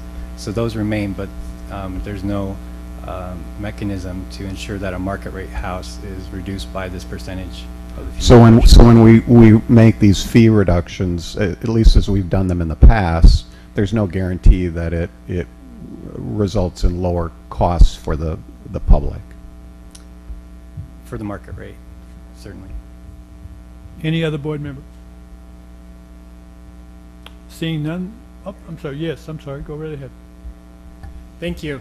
I appreciate staff bringing up the Transportation Agency for Monterey County's request to not move out the Highway 156 project, and I'd like to reiterate that request that the board consider holding off moving the project out maybe until next year's CIP. We're in the middle of a process of evaluating how to bring the funding package for that project together, and the FORA contribution is a big part of reducing the gap and the needs to fully fund the 156 project. So the staff had put together a package to the administrative committee that included the 156 project in 1819, and I'm asking if the board can consider that version of the CIP. Thank you. Not yet. Jonathan or Michael, do you have any response to that? So I believe Todd's request was that it be considered as part of the recommendation to the board, so that's more for board members to decide. Okay, great, thank you. Anyone else? Board Member Parker, followed by, go ahead, please. Thank you. I have a question on the HCP. So I want to make sure I understood what you said. So basically, the projected cost per year is going to be $1.8 million to undertake the obligations that the HCP lays out. And we actually seem to be getting close to having an HCP. So it seems that those responsibilities will be upon us in, say, a year or two. Would you say that's accurate? Yes. And I believe the endowment is funded to between 10 and 20% of the full amount that would spin off the $1.8 million per year. Is that approximately accurate? Yes. So I guess I have some concern, well, and I think you also said, well, we're not quite sure how we're going to take care of that. It seems to me that's fairly imminent, if not urgent. We have a pretty significant responsibility coming soon. We have nowhere near the money to do that. So I guess I'd really like to, so those were my questions, I guess, and I'll wait for my comment until comment time. Thank you. Thank you. Jonathan, would you like to take a stab at that, please? Sure. So the 1.8 million is what it would cost to for an annual budget with the HCP. So that's the amount the endowments need to be able to produce long-term on an annual basis. When the HCP starts, the cooperative board, they'll have a new Joint Powers Authority board that'll approve annual budgets. They'll have, the ability to choose their staff, so they can use their annual budget provided to them to hire a new staff, or they'll have the option to use an existing staff. FORA staff is one of those possibilities. So there's some cost savings there because the administrative costs are quite high in those costs, those annual costs for the HCP. Also, there's a stay ahead provision in the document that take always has to be a lower percentage of the total allowable take needs to be 5% less than the total amount of habitat in preservation. So if there's 55% of the base in habitat preservation and fully funded, then 50% of the take can occur, for example. So on day one, we're not going to need 100% of the take that's allowed under the HCP. So there's another way to phase in some of the costs of the HCP. And then the board may want to consider raising FORA's percentage of the fee that goes to the habitat conservation plan. So currently 30% of the fee is of every dollar collected, 30 cents goes to the habitat conservation plan. If the fee is increased to maybe 50%, then the conservation plan endowments will be funded that much sooner. So that's essentially my attempt to address those questions. Thank you. Certainly. Thank you. That's helpful. I see we have some options. When you mentioned that in terms of some staffing flexibility, that the HCP administrators could use FORA staff, would that be at no cost to the HCP budget? If it's addressed in the FORA annual budget, then it goes to FORA side of the ledger and doesn't affect the cooperative's budget, so that's just an option. Thank you. Board Member Ochoa? I'm not sure if this comment is appropriately made at this point, so let me just run it by you first. Well, I was going to is it a suggest question something. or a comment? It's a comment. Okay, can you hold on to the comment? Thank you very much. Any other questions? Yes, Board Member Phillips. Well, I share a little bit of Tamsy's concern about why, what is the reasoning, can someone tell me, for shifting the 156, 5 million a year or two? It was a request from City of Seaside staff in reviewing the draft CIP document. So the comment was that the on-site projects that FORA needs to fund or to build should be prioritized above the regional projects, and 156 is a regional project. So that was the request, and part of their recommendation was to implement that and take it to the board. Board Member Rubio. Okay, yeah. Yeah, let me give you a little more than that. Yeah. The issue is that FORA is going to be gone in 5 years. The critical improvements on the roadways within the former corridor that are part of the economic redevelopment program are essential to completing the whole mission of FORA. The pieces that remain in Seaside, for instance, Eastside Parkway and Giggling Road, are not just important to the city of Seaside, but important to CSUMB as well. Those are the ways to get around CSUMB so that the full effect of East Garrison Road and General Jim Moore Boulevard can be realized. So in the short term, those projects are very important. And as you know, and I know, as we sit on the 156 corridor committee, the long-term effect of the 156 is yet unknown. There's a lot of unknowns there. So we felt it was more appropriate to complete the projects that are vital and able to be done now. That helps. Thanks. Thank you. So that helped, good. That was Board Member Rubio assisting in an answer to a question. Any other board members have any questions? Yes. Thank you, Chair. Board Member Lucius. Just a follow-up to Supervisor Parker's question. If we raised the FORA percentage that's dedicated to the HCP, so say from 30% to 50%, would that take money away from something else? Yes. And what would it take money away from? So there's two other programs that the fee also goes to. One is the water augmentation. The other is the transportation and transit. So together they get 70% of the remaining fee, and between them it's roughly 80% transportation, 20% water augmentation. So it would reduce that 70% to 50% between the two. Yes, Board Member. Thank the chair. Jonathan, where does these fees come from? How do we get this money? What does FORA do to realize this money? So these fees are paid by development. So before, for example, City of Seaside approves a building permit to build a house out on the Seaside Resort, they go to the Seaside building inspector. They say, I need a housing permit. They say, have you paid your FORA fee? And then they come to FORA, they pay their FORA fee. It'll be $23,000 with this July 1st. And we collect them one at a time or groups at a time, but it comes from development on FORA. No, I understand. I want the board and the wider public to understand. That's how we're paying for all this, so thank the chair. Thank you. appreciate Board Member Oglesby's basic questions so that people fully understand as best we can. Anyone else on the board?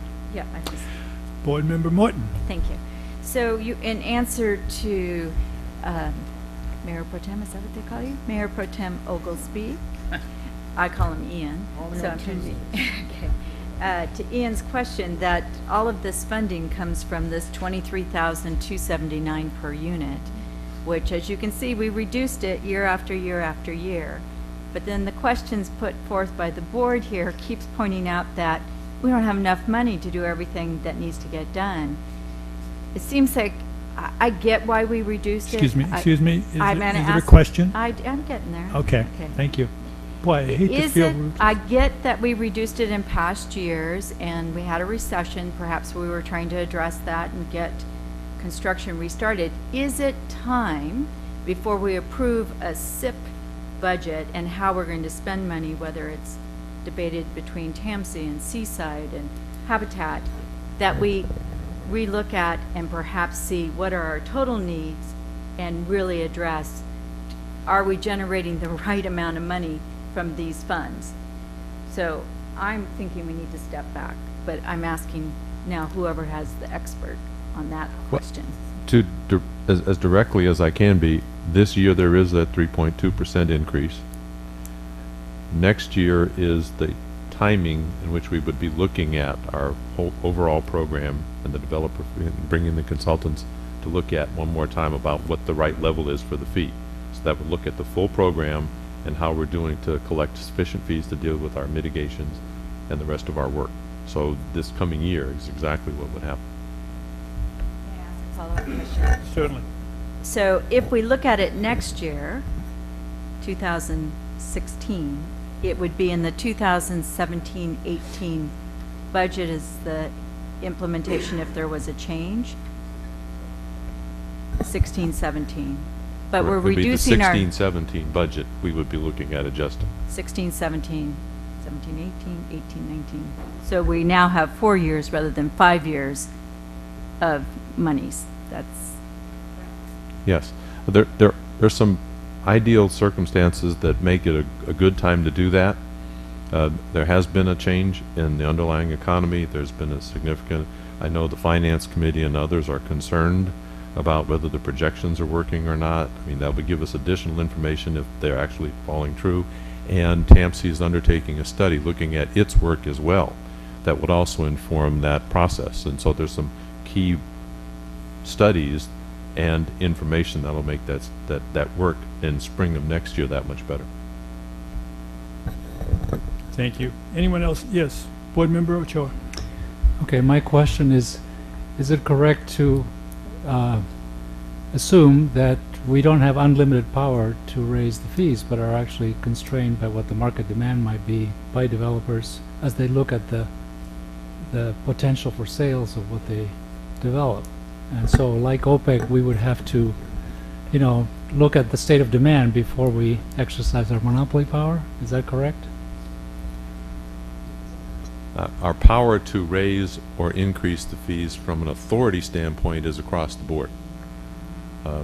We already have that in the developer fee agreement, that the formula that we put together about how we assess that every year. We also know that we are getting increased revenues from taxes as the values have increased on the former Fort Ord. So that's another factor that goes into the full assessment. So your question is more of an economic one. What are the market-driven forces that are affecting what happens with fees?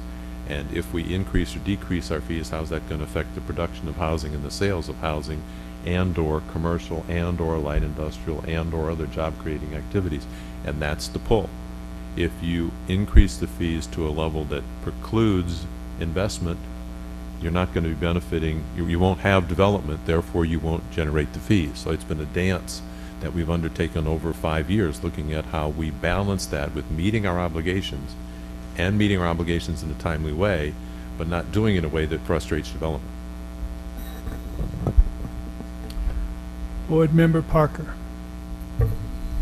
Thank you, Mr. Chair. I realize I have a question about this, the question of the $5 million possibly allocated to TAMSI in budget year 18-19, or possibly allocated to on-site projects. So right now, what we're talking about is not spending any money, but just where an allocation of money is put sort of on the calendar. Is that kind of right? Right, you're correct. So the 15-16 year is really where we would spend the money, but the out years beyond that are just what the current program would look like in the future. Thank you. And so maybe this is a question for Tamsi, or maybe you know the answer, Jonathan. So it sounded from what Mr. Muck said as though there are some negotiations about funding sources and putting a whole package of funding together for the 156.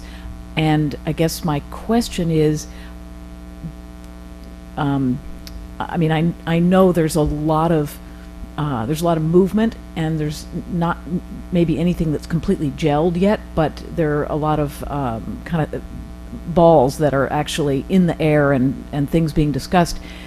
Is it important to Tamsi to keep that money apparently coming in the 18-19 year for another year while you're doing these negotiations to help you know sort of what might happen, whether you need that money in what year, and that you would have more clarity next year, possibly about whether you're really going to need it in 18-19 or whether it could be shifted? Really, beyond next year's actual budget, all of this is just an indication of the FORA board's priorities. And we just want to indicate that that 156 project is the top priority for the Transportation Agency, and want to maintain it as a top priority for the FORA board. And that's the reason for the request. You can change your mind in your next CIP, you can switch it around, but we'd rather have you not undo next year what you could fix now. Thank you. Thank you. That was a little out of the ordinary, but thank you. Any other board members have any questions? Seeing none, we'll go out to the public. Anyone in the public have any comments or questions relating to this matter? Please stand up, come up. You don't have to state your name. 3 minutes, please. Good afternoon. My name is Eric Peterson, and Mr. Oglesby's question made me think of a couple other questions. First, is there any mechanism to ensure that developers pay, or if they choose not to pay their development fees, is FORA out of luck? And second, in the case of a developer who's got a history of not paying bills, is there any precautions that could be taken to ensure that developer pays the bills? Thank you. Thank you. We'll try to answer your questions as soon as we close public comment.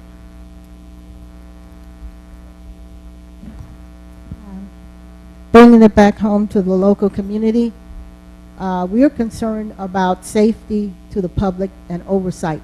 ATSDR needs to be involved. I was involved in a demonstration project to remove a building, what was this, about 20 years ago? And looking at the fact that a lot of buildings have come down, there has been no real announcements to the public as to when these buildings were coming down. We have seen lots of dust going up like clouds of smoke in the air when some of these buildings came down. And looking at what happened in New York City when some of those buildings came down, I think that we need to be very careful of how these buildings are coming down, what enters the air, and what people are breathing. Here in Monterey County, we have loads of respiratory problems, not only from smoke from the fires, from the burning, but from all kinds of other projects that are going on. And speaking from a local standpoint, the participation process is bad and dangerous. Thank you. Thank you. Anyone else in the public? Seeing none, we'll close public comment. There were two questions by Mr. Peterson, one relating to any way of ensuring or guaranteeing payment? And if the developer has a history of not paying, how do we protect them? We treat all jurisdictions and developers on Fort Ord equally, and we enforce the provisions for collecting Community Facilities District fees for all projects. In the case of every project that comes forward, before a building permit is issued, FORA fee is paid. There's an implementation agreement between each jurisdiction and FORA that requires that to be enforced, and this is a tax and a levy against the property, recorded with the County of Monterey. So before an occupancy permit, before a building permit is issued, the developer fees are always paid. With respect to the second question regarding ATSDR, can I? Ms. Stone made a comment about making sure that we have the regulatory agencies. I'll make those collective with respect to our work when we do building removal. There are several entities doing building removal on the former Fort Ord. It's been jurisdictions, it's been developers, it's been CSU Monterey Bay, it's been the Fort Ord Reuse Authority. There's a very complex process that has to be used with respect to assuring that the asbestos, the lead, any other potential contaminants that were left in the buildings when the Army left but weren't their responsibility are taken care of. In every case, there are manifests that have to be signed when those, the materials are disposed of. There are 3 regulatory agencies we work with, and sometimes it includes county health and others. Stan Cook has written that up. There are reports on the FORA website of the kind of work that we've done over the years and the kind of work that others have done. It includes special hazmat training, where we had local folks from Seaside and Marina in the late 1990s and the middle of the last decade who were trained in hazmat abatement for the buildings on the former Fort Ord. So we will continue to comply with all of the regulatory agencies, including, if it applies, ATSDR. Thank you very much. Public comment has been closed. We now will entertain a motion, since this is an action item, and then have comments from board members. I make a motion to approve and on the second. Okay, it's been moved by Board Member Rubio. Do we have a second? A second by Board Member Oglesby. Keep it a seaside thing. On the second? Any comments, please? Yes. Board Member Rubio. Yeah, I have several comments on this, so if you'll bear with me. For a while. For a while. I've been very good. You have. Okay, so. Don't ruin it. Okay, well, I can't guarantee that. First, I want to thank FORA staff for working with the city staff on some of the revised suggestions that we brought forward. The issue of the $5 million, I think, is an important one for completion of the internal network in the former Fort Ord. It has a lot of benefit for all the jurisdictions, including Marina. There's some roads that need to be finished in Marina, in Seaside, and Delray Oaks. That will also help CSUMB. But in looking at the CIP section on regional improvements, there's also those post-FORA obligations that are listed on here. Can we sweep some of the money from those into the 2018-19 $5 million for that TAMSI project and not affect the internal projects? That's just a suggestion. Also, I want to thank staff for keeping the section on water and wastewater collection system that wasn't in the original draft, but is part of FORA's CIP since forever, and should continue to be, because it's an obligation that needs to be met within the former Fort Ord. The thing that really concerns me, the biggest concern I have, is the building removal.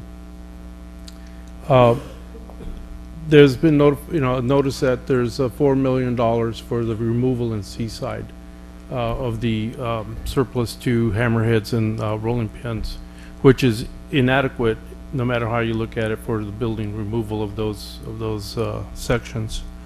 In the beginning, back in the day, when the assessment was done on the buildings, The former dunes and those buildings were all assessed individually and assessed a value, and that value was carried over to the dunes developer, and there was an arrangement made for the takedown of those buildings and the payment of or forgiveness of fees or land value, or some arrangement was made. In the surplus 2 area, there was a vague number given of what that cost would be. There was no building by building assessment done of how much it would cost to take those buildings down. There was that, as was mentioned, there was a thought that maybe some of those buildings could be used, and that was part of the genesis of that concept. But in the interim, CSUMB attempted to do that, and it was so cost prohibitive that it was not pursued any further. And at that point, that whole program should have been reevaluated in terms of those hammerheads and rolling pins. So what I'm asking for is that we take another look at that, because if we're going to look at the CIP as Ms. Morton has suggested, that's going to be a cost that's totally undervalued and is not realistic in today's world, much less as it was in '97 or whenever that number was come up. So we need to look at that. I think that in conjunction with raising any fees, we have to know what that cost is going to be. Also, the other issue that's still out there, and it's not in the CIP but should be, is the property management and caretaker costs that the jurisdictions are paying for maintenance of properties that belong to FORA that we're taking care of. We need to establish a policy so that the jurisdictions can actually access that money, because they're supposed to be reimbursed, but there's no clear way to get it done. So that needs to be addressed in the CIP and a future agenda item for this board to consider how to establish that policy, and another look at the building removal. And those are my comments. Thank you. Thank you. Thank you. Anyone else on the board have any comments?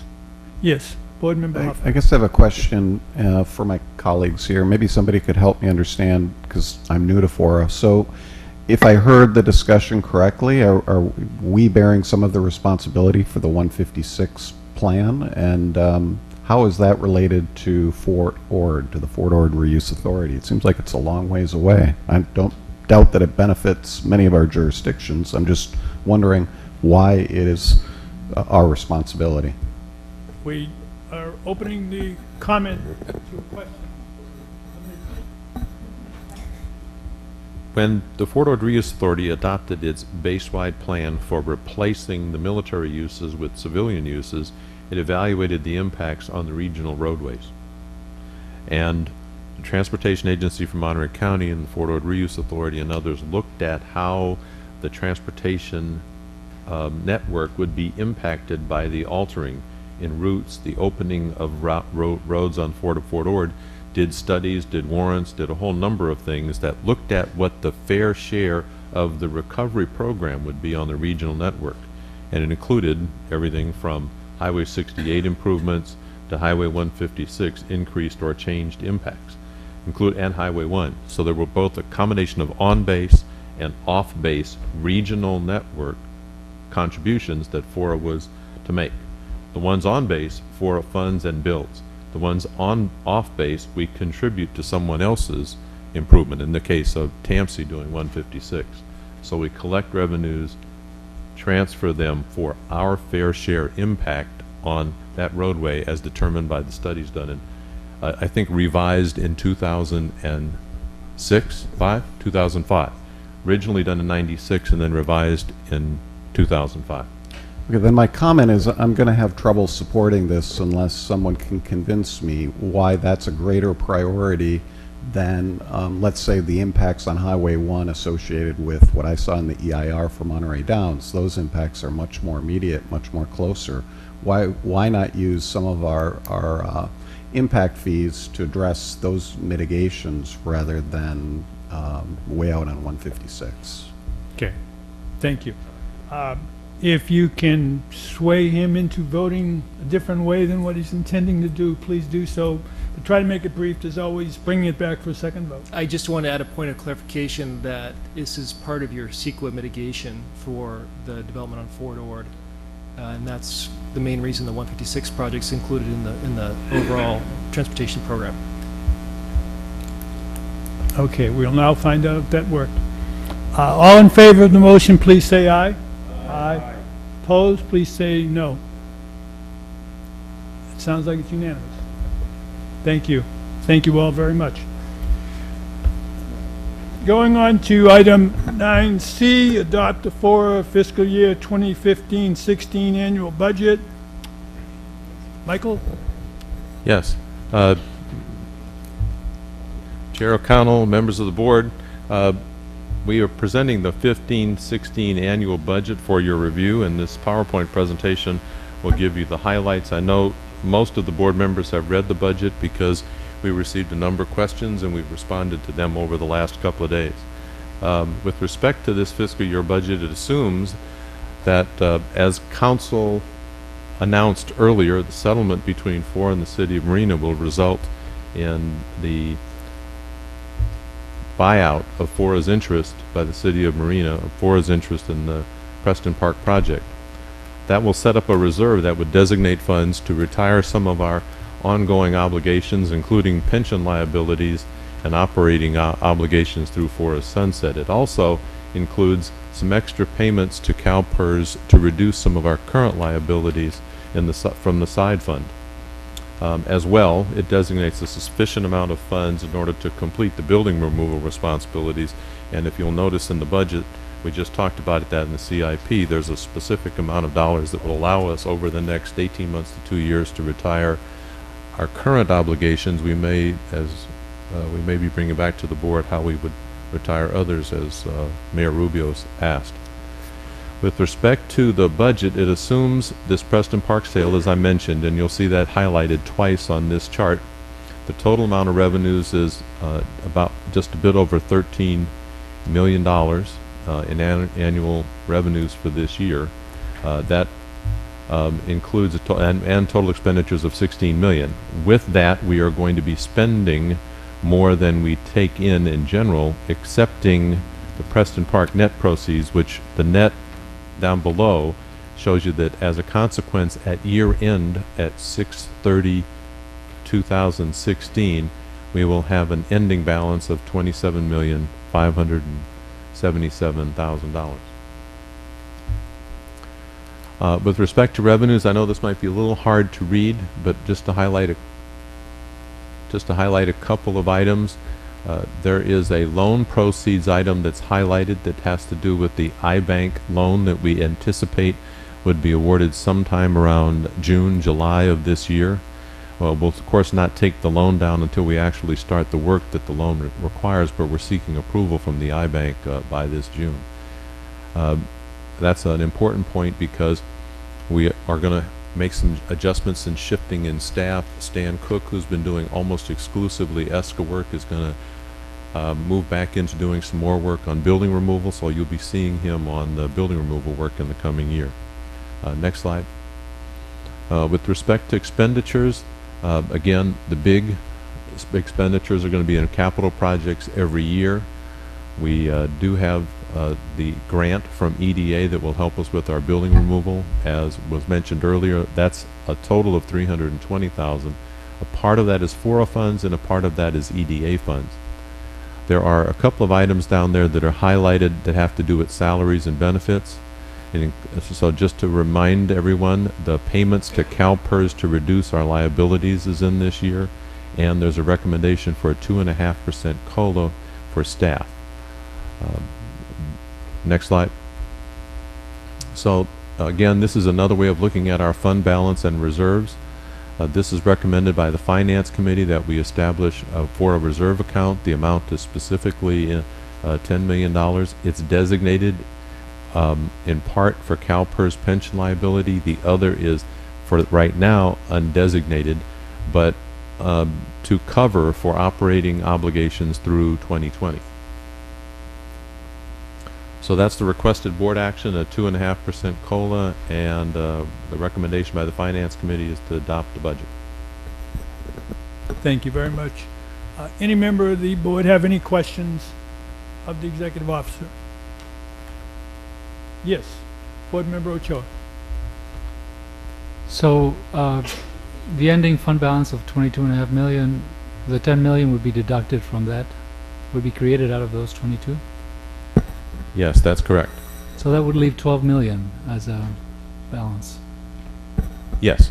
Is there any plans for using that money to advance the FORA tests? Not in this budget, but again, as we pointed out, there are a number of things that we have to look at over the coming year. It includes reassessing the developer fees. It also looks at what our total building removal costs are going to be. The city of Seaside has asked that we reevaluate our share of the cost with respect to Seaside. We also know that TAMC is going to be doing a reallocation study, and those numbers may be moving around.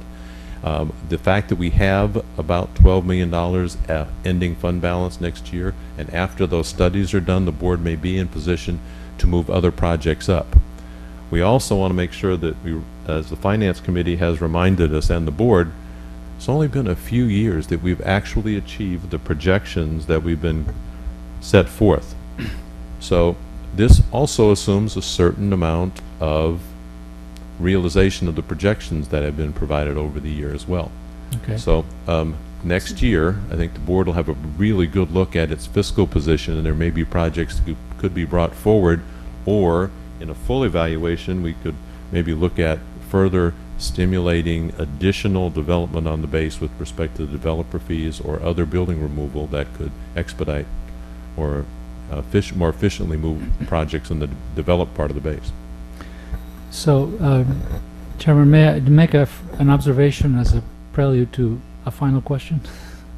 Go right ahead. It seems that it would be helpful for us, given that we have 5 years left, to sort of take a bird's eye view of everything that FORA has left to do in some sort of easily graspable graphical mode, like a Gantt chart or some sort of flow diagram, something where we can see the big picture, where we can see how we can anticipate FORA completing its tasks, and we put everything in context, because so far, for many of us that haven't been here for the full life of FORA, it's like looking through a periscope and not seeing the whole picture. So would the staff consider developing such a presentation? Thank you, President Ochoa, for that recommendation. Staff has started looking at a 5-year, 1 month, and 22-day time frame. The chair of the Finance Committee and the members of the Finance Committee asked that we bring back to them a look at what the afterlife of FORA would look like and how we get there. And we anticipate providing that to the Finance Committee this fall. They're looking at it from a resource standpoint and how resources would need to be made available, how they could best be used over that 5-year, 1 month, and 22-day time frame. So our plan was to do that, Ivana, in concert with the audit, which will be presented to the board in November, if I remember correctly. So with the Finance Committee meetings this coming fall, we would present all of these pieces and our strategy for moving toward a presentation to the State Assembly in spring of 2018. And so there is a CSUMB staff member on the Finance Committee who is a part of that recommendation, and we'd love to work with CSUMB in that regard, because a lot of our work will need to dovetail with CSUMB's student enrollment and how that proceeds over the next 5 years as well. Thank you. Any other board member? Oh, yes, board member. on the speak. Question. On page 70, underneath the contractual services, 1.9, the first bullet is base reuse plan, implementation process, budgeting, $270,000, Denver and Cole. Contract extension if needed, I can understand that, but then who can answer, what is the potential Oak Woodlands designation area? What does that mean?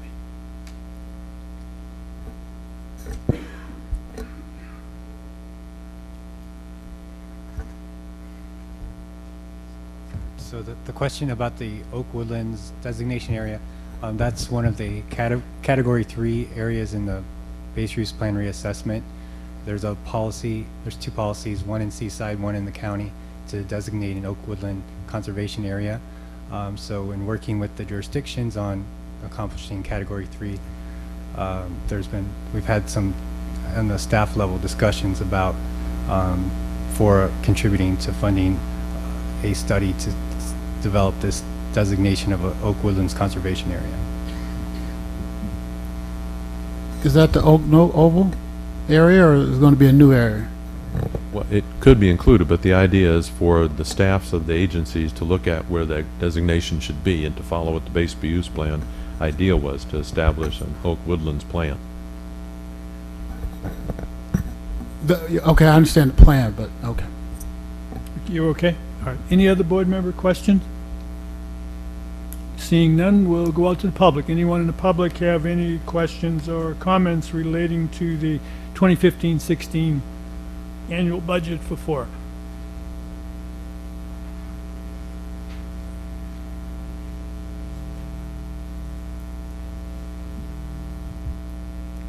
Yvonne Stone, FORA Environmental Justice. I would like to know if that budget includes the reuse plan for the local community, because we seem to have gotten away from that again after all of the workshops and all of the talk and all of the years of trying to make sure that the ideas and the needs of the local community are being addressed. I keep hearing about projects that are outside of the local community and what their needs are, but I'm not hearing anything that speaks to the needs of the local community. So I would like to know if, and also to work with the local organizations. We ask about funds or budget for that. We're pretty long here right now with the years, and we still are putting things in the background that should have been addressed years ago. Thank you. Thank you. Anyone else in the public? Okay, seeing none, close public comment. There were two questions by Ms. Stone. One is for presently addressing the needs of the local community, and secondly is for working with local organizations. Is there anyone on the staff that could address that briefly? We have a tendency to have an open door policy, and anybody walks in, we tend to meet with. Although we prefer to have appointments, almost anyone can come into the office and get an answer on a question. But to be very respectful of the question from Ms. Stone about the local community, there are a couple of items in this budget that focus attention on the local community, including implementing and completing the policies that are in the base reuse plan, which has very significant discussion about local community. The Post-Reassessment Advisory Committee, in fact, is looking at economic development as it relates to jobs and jobs being created that are the full range from ecotourism to hospitality to other jobs. And then I also want to add a note that this particular budget includes funding second year for economic development, which includes working with and hopefully contracting with local communities to improve economic development for folks that are underemployed and in the local community. Thank you. I hope that helps address your questions, Ms. Stone, your concerns.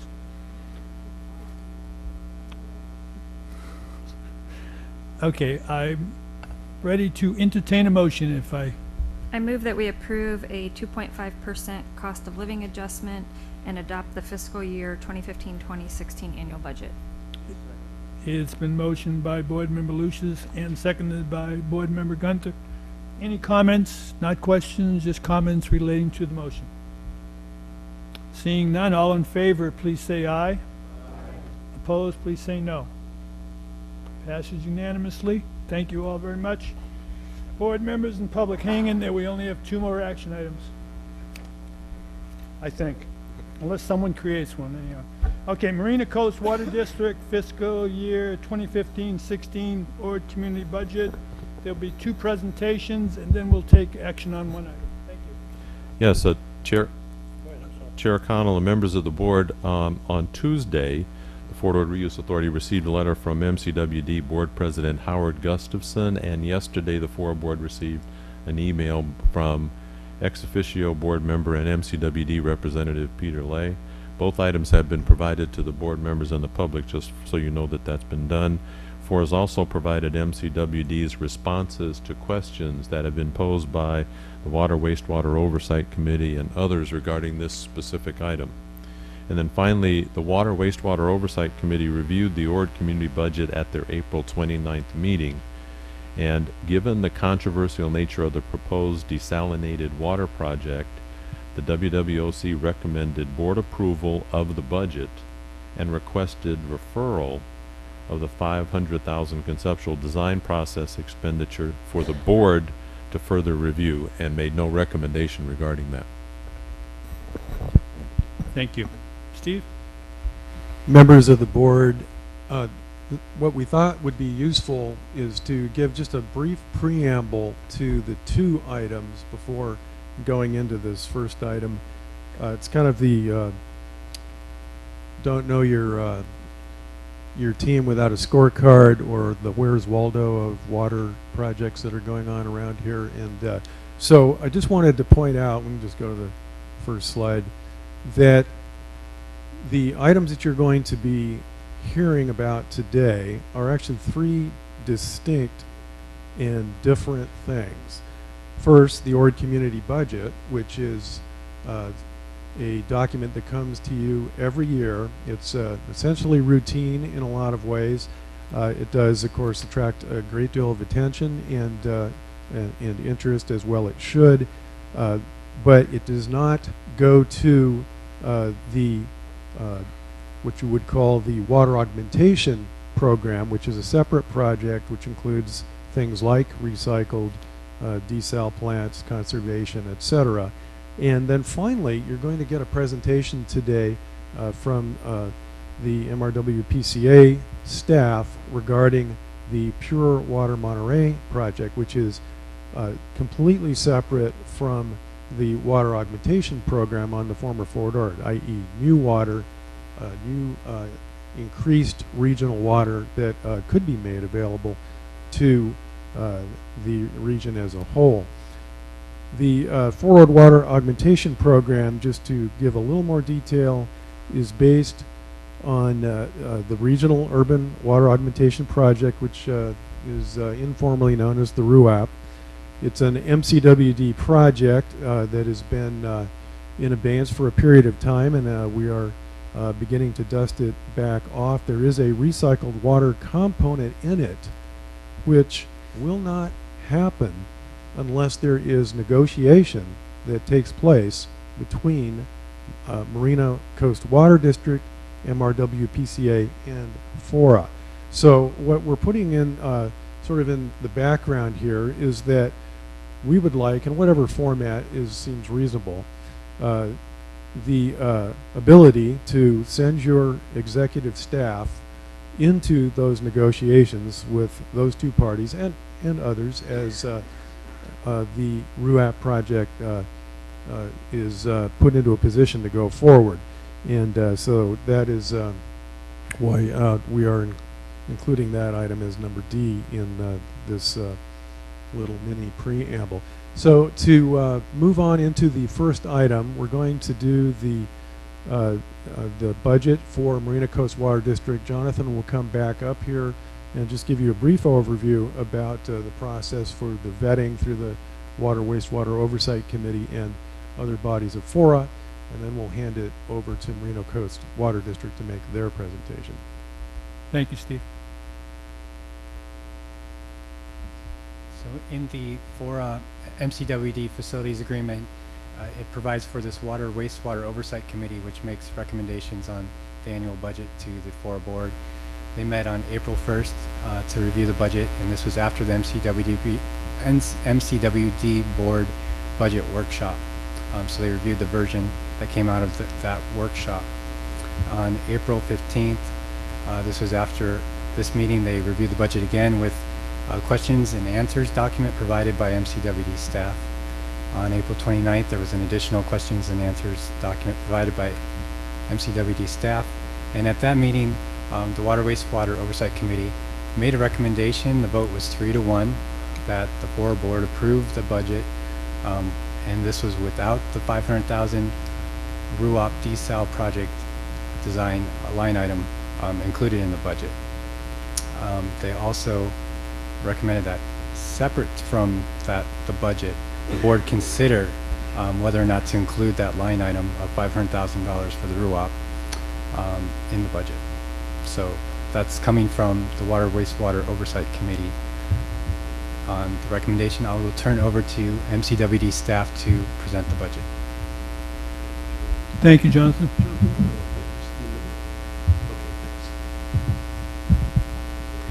Thank you very much. I know you have a busy afternoon and it's probably getting very long. Appreciate the time on your agenda.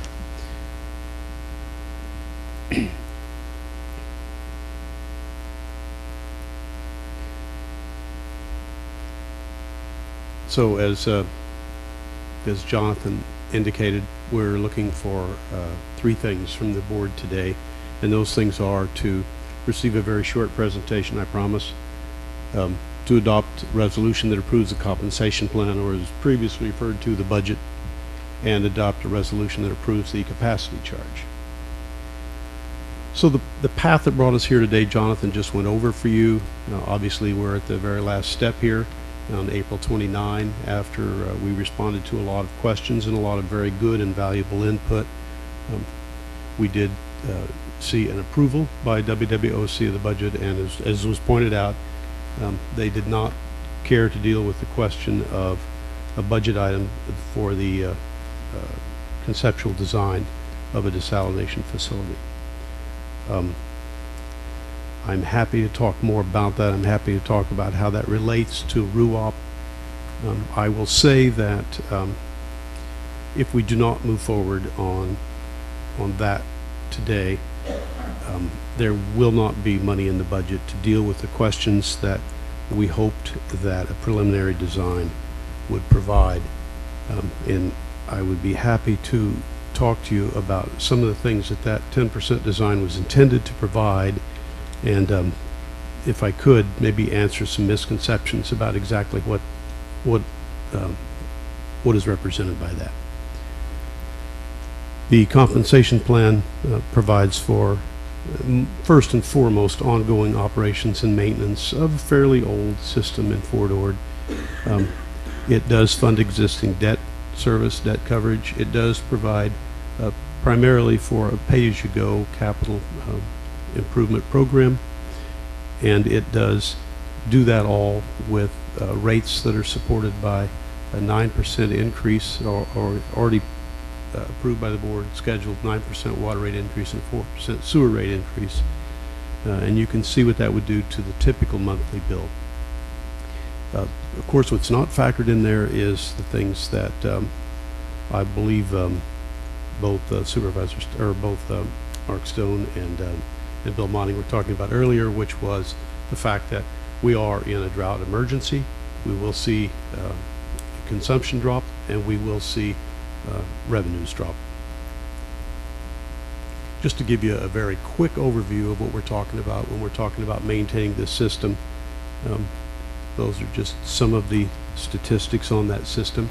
So in summary, the compensation plan numbers that you have in front of you look like this. You probably don't want me to stand here and read them, nor do I want to. So FORA's approval of the compensation plan would comply with our facilities agreement. It would enable future debt.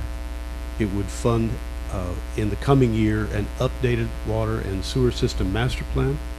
It would fund the development of an asset management plan, conservation programs, and it would fund our preventive maintenance, which of course is always cheaper than a large capital program. And with that, I'll conclude my comments. Thank you very much.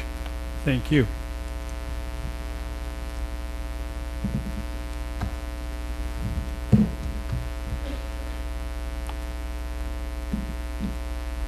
Okay, is there anyone on the board who has any questions relating to the presentation or any item on this particular matter. Chair. Yes. Board Member Edelin. Thank you, Chair. A couple questions. I went through the packet, and then the link that was, it's a very long budget that's linked to on the website. A couple of questions there. I was looking through the actual link itself. I was looking for line items. In this budget, I couldn't find any line item for litigation costs. Is there a line item in that budget for litigation? Thank you. The litigation costs that you may be referring to are not funded through the ORD budget. So no, there is not. How are they funded then? Through the general Marina Coast Water District budget. Is the money kept separate, or is it fungible? Yes, it's accounted for separately. Thank you. Any other board members? Oh, jumping all over. Let's start with board, and please remember this: Board Member Lucius, Board Member Ochoa, and Board Member Parker, and then Board Member Phillips. No? Okay, good. That's three. Thank. I'm in the queue here. And then Board Member Farr. Bump, bump, bump, bump. Go. Okay, thank you. Lucius first. Thank you. Since there are rate increases in this proposed budget, do we not have to go through a 218 process, is my first question. And the second question is, the presenter suggested that the board had already approved a 9% and a 4% increase. And I just wanted to clarify, you're talking about the Marina Coast Board, not this board. I believe we're talking about both, so I'm going to look at Kelly. Nope, we're talking about the Marina Coast Board. And as far as the 218 process is concerned, this was a multi-year rate increase, and the costs were projected out, as well as the impact to rate to customers, and we went through a 218 process for the full multi-year rate adjustment. Board Member Ochoa? So I have 4 questions. First one is, which jurisdictions will be impacted by the ORD community rate increases being proposed here? I'd like them itemized. Do you want an answer to your first question as you go along? Yeah. Sure. Okay, what jurisdictions will be affected by the increase?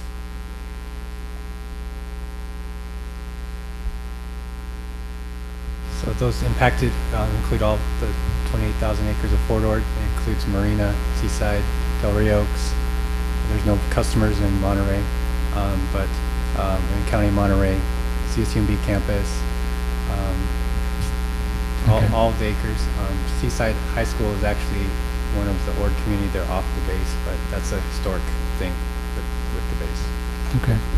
So my second question is, what mechanism was used to provide CSUMB an opportunity and its East Campus residents to weigh in on this proposed rate increase?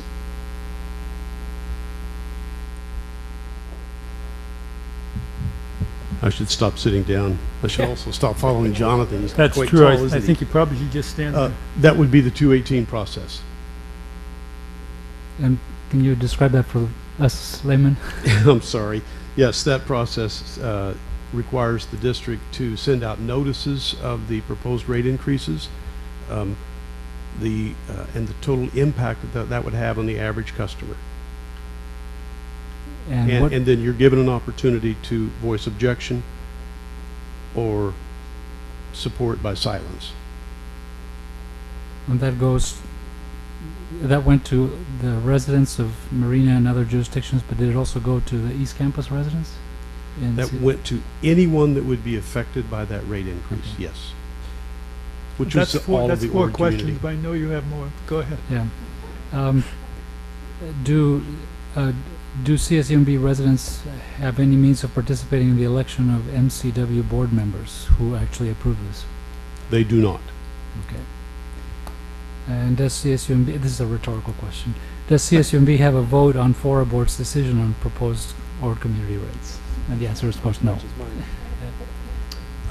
Board Member Parker?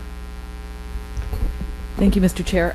I also have, let's see, I have 2 main questions. One is, I was looking at the contract between Marina Coast and FORA, and I want to just make sure that I'm understanding one of the sections properly. The one, section 3.2 called additional facilities, and in the paragraph entitled FORA's responsibilities, it says, FORA will determine in consultation with Marina Coast Water District, based on recommendations from the committee, that's the Water Wastewater Oversight Committee, what additional facilities are necessary for the service area. So that's the end of the quote. So it looks pretty clear to me from that language, in that paragraph and another one in the same section, that FORA, it's FORA who decides what facilities should be built, such as a desal plant, in consultation with Marina Coast Water District. Is that correct? I would assume, I would interpret that exactly the same way, yes. Thank you. So essentially, we would need joint agreement on going forward on anything.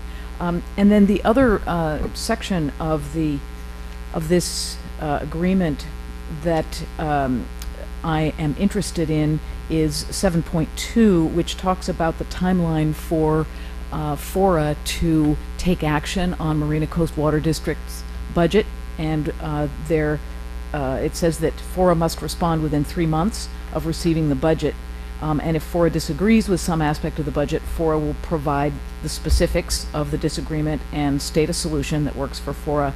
So last year or the year before, we had a fair amount of discussion on the Marina Coast Water District budget, and we didn't take action within the 3-month period, and so Marina Coast said, thanks very much, now we're going to go do what we wanted to do. And I want to make sure that this board understands what the timeline is. So I want to make sure we know when this Marina Coast Water District budget first came to FORA, so that we make sure that we make a decision within the allocated time frame.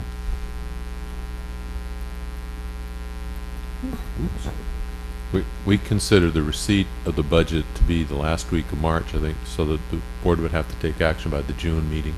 And I see by the slide that Marina Coast Water District has, that they consider March 12th to be the first time that the draft compensation plan came to FORA. So I think we all need to decide what the date is, so that we can all agree about when that decision needs to be finally delivered. Thank you. Board Member Farr. Thank you. I have to say that I kind of resent having the gun at the head. You have to make this decision today. The answer there was you don't have to make the decision until June. But my question is, and I'm really concerned, I really worked to try to get FORA to adopt or to choose Marina Coast Water District as the water purveyor for the new Fort Ord. I think it was the biggest mistake we made, because I think what we thought would be part of the solution has really become the district that's part of the problem. And I just want to follow up on Dr. Ochoa's questions. When did the notices go out? I'm sorry, Congressman, did you mean the 218 notice? Or I don't know what 218 means. I'm sorry, the notice of the budget went out on March 12th. If we're talking about the rate increase, that went out in, we'll have to think, it was in 2014 when the multi-year budget was approved. Wait a minute. The multi-year rate. So do you have a copy of one of those notices? I'll be happy to provide one. I don't think. You don't have one with you? Do we? No, I'm sorry, we do not. And what was the date they went out again? Well, there's a very specific timeline that is required by state law regarding any rate increase, and it was Proposition 218. Yeah, I know. I get those notices from Cal-Am. Please, but please. I believe please, it's let just let the question be answered, please. Thank you. When they went out, and when was the hearing held to receive the response?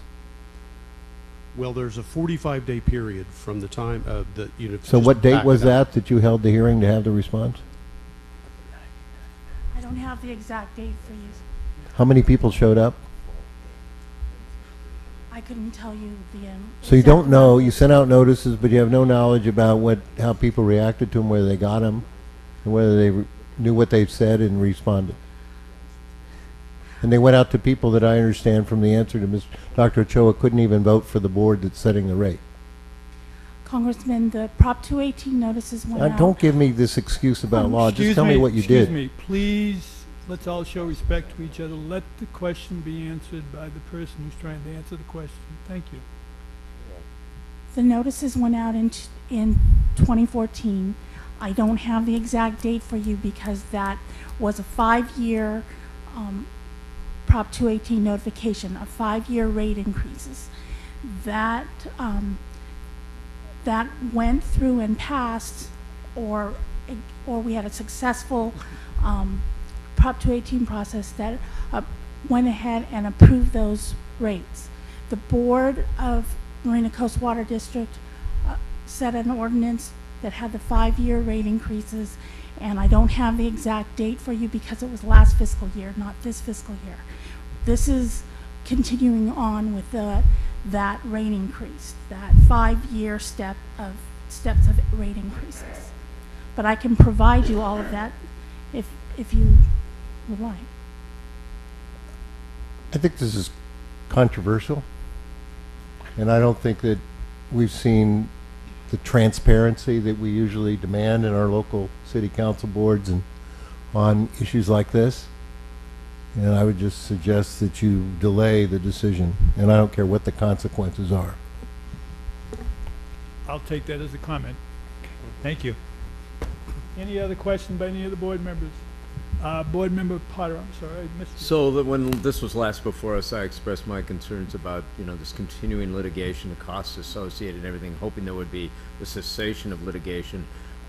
What's been going on litigationally lately? Has there been any pullback on pressing forward other lawsuits or anything to that effect where we didn't see a lot of money going into the court system and other lawyers, college trust funds and stuff?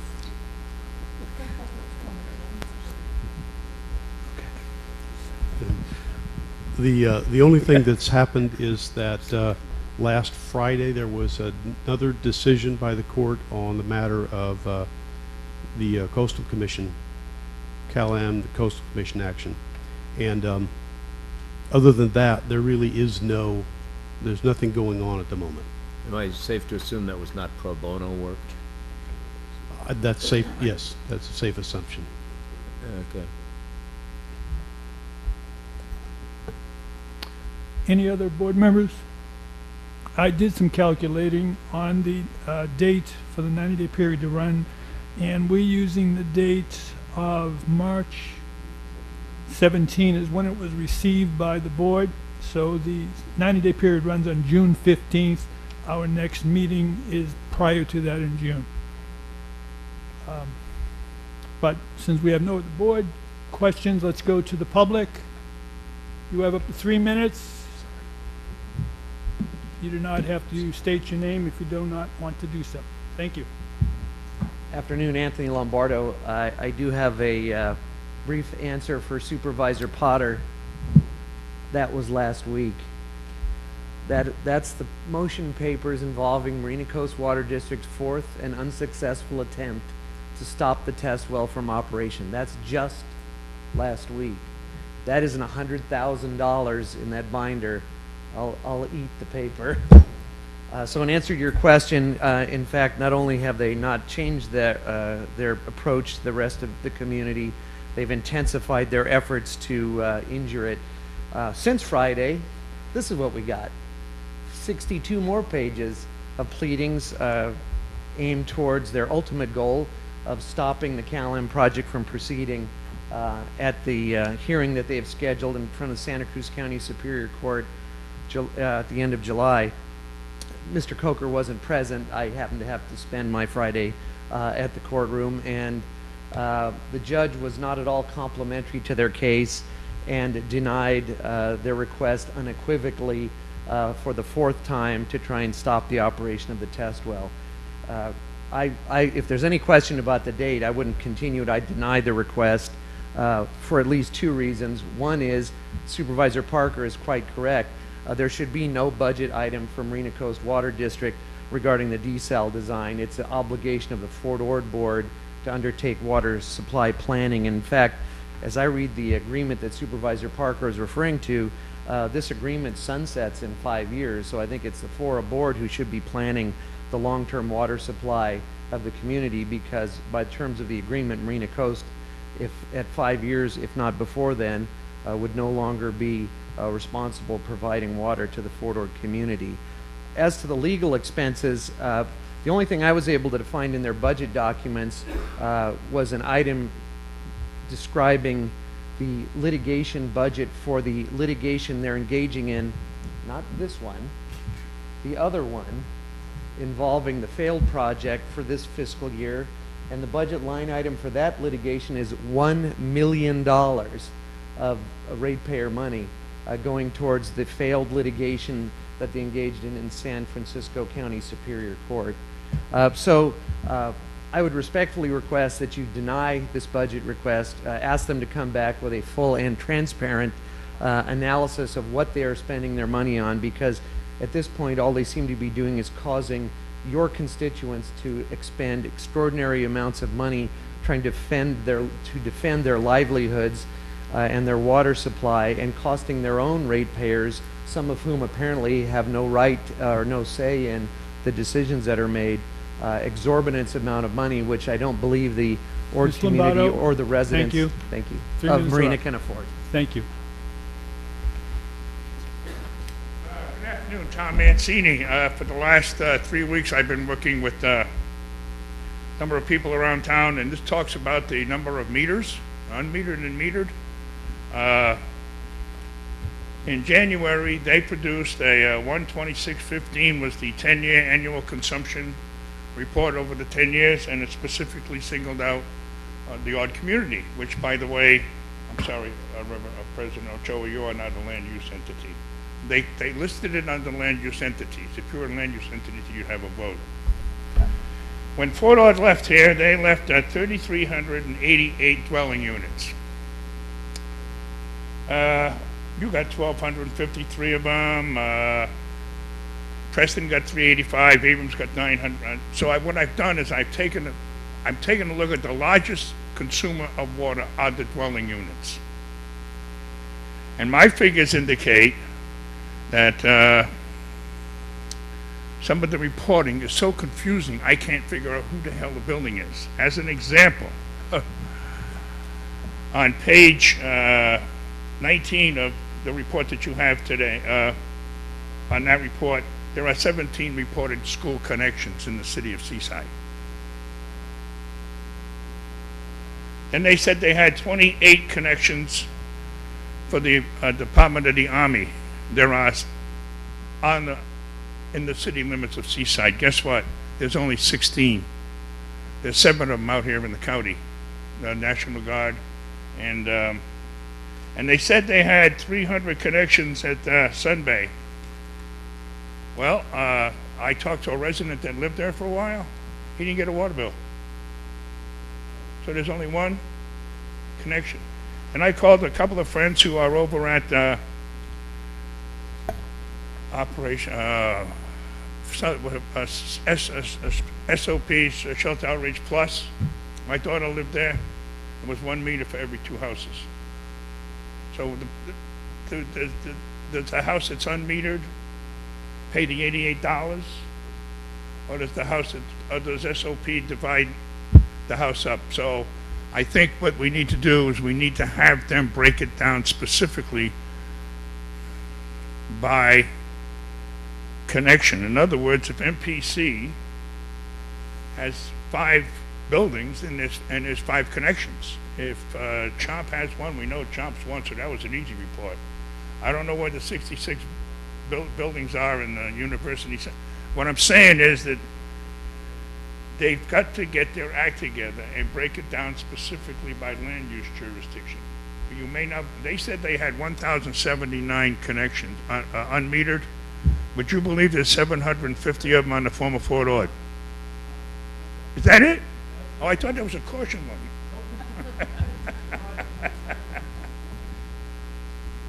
Thank you. Any other member of the public? Ms. Stone. Von Stone, Director for Environmental Justice. I'm glad to see that there is concern for the public more than just myself. I'm concerned because we are still having water hearings with the state. We're getting notices about there's going to be some more water hearings. So I'm just wondering why we're here voting, because the ratepayers, especially the low-income ratepayers, they really don't know what's going on, and they're going to be slapped with these fees, and with the desalination project, with the recycled water. People are concerned that they'll be drinking and washing dishes and taking baths with recycled water and wastewater, because we don't really have a full understanding of who's doing what. And it seems to be being done for the projects that are that's coming along, the developments, because the water rates are still continuing to go up. And how can you be building all these projects if we don't have enough water, and then the ratepayers are going to be the receivers of escalated fees? So we do need to understand, and these things really need to be voted on or something, so that people can really have an understanding of what is going on. Thank you. Thank you.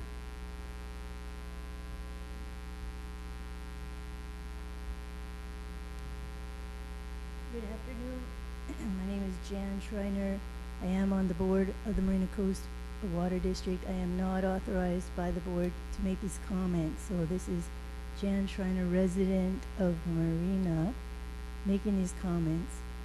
One, I would like to speak to Congressman Farr's comments. I want to say on a personal level, in 2011, he offered his interns in office to support some of the work that I would be doing. His office informed me during that same year that they do not participate in water issues. I was surprised then in 2014 the expressed support for Cal-Am that I heard from Congressman Farr publicly. And I feel very sad today that he would consider it in a public meeting to berate staff for not preparing for an item that is not even on the agenda, the 218 process. He expressed that there was a mistake of the public water FORA contractor.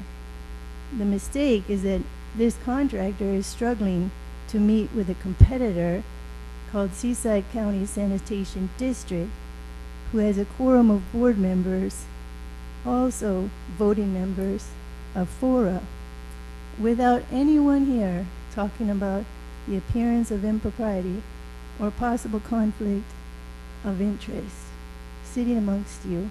Instead, we hear a congressman berate Marina Coast Water District staff, and the executive officer of FORA teased me about possible forum considerations here, while Marina Coast Water District board directors sit quietly. I hear complaining about open and transparency, and I'm hearing that from someone who has clearly not been open or transparent with me in the last 4 years, and from attorney who represents Cal-Am. So instead of criticizing a public water purveyor, perhaps the Peninsula representation would like to consider how many people are a little bit jealous that Marina has a public water purveyor, how much criticism and debilitation that public water purveyor has been suffering by people in your midst. And I'm sorry about that people in the midst of a regional governing board would feel free to belittle and criticize another public agency because they side with a large corporation, because individuals side with a large Thank you, Ms. Schreiner. corporation. Time is up. Thank you.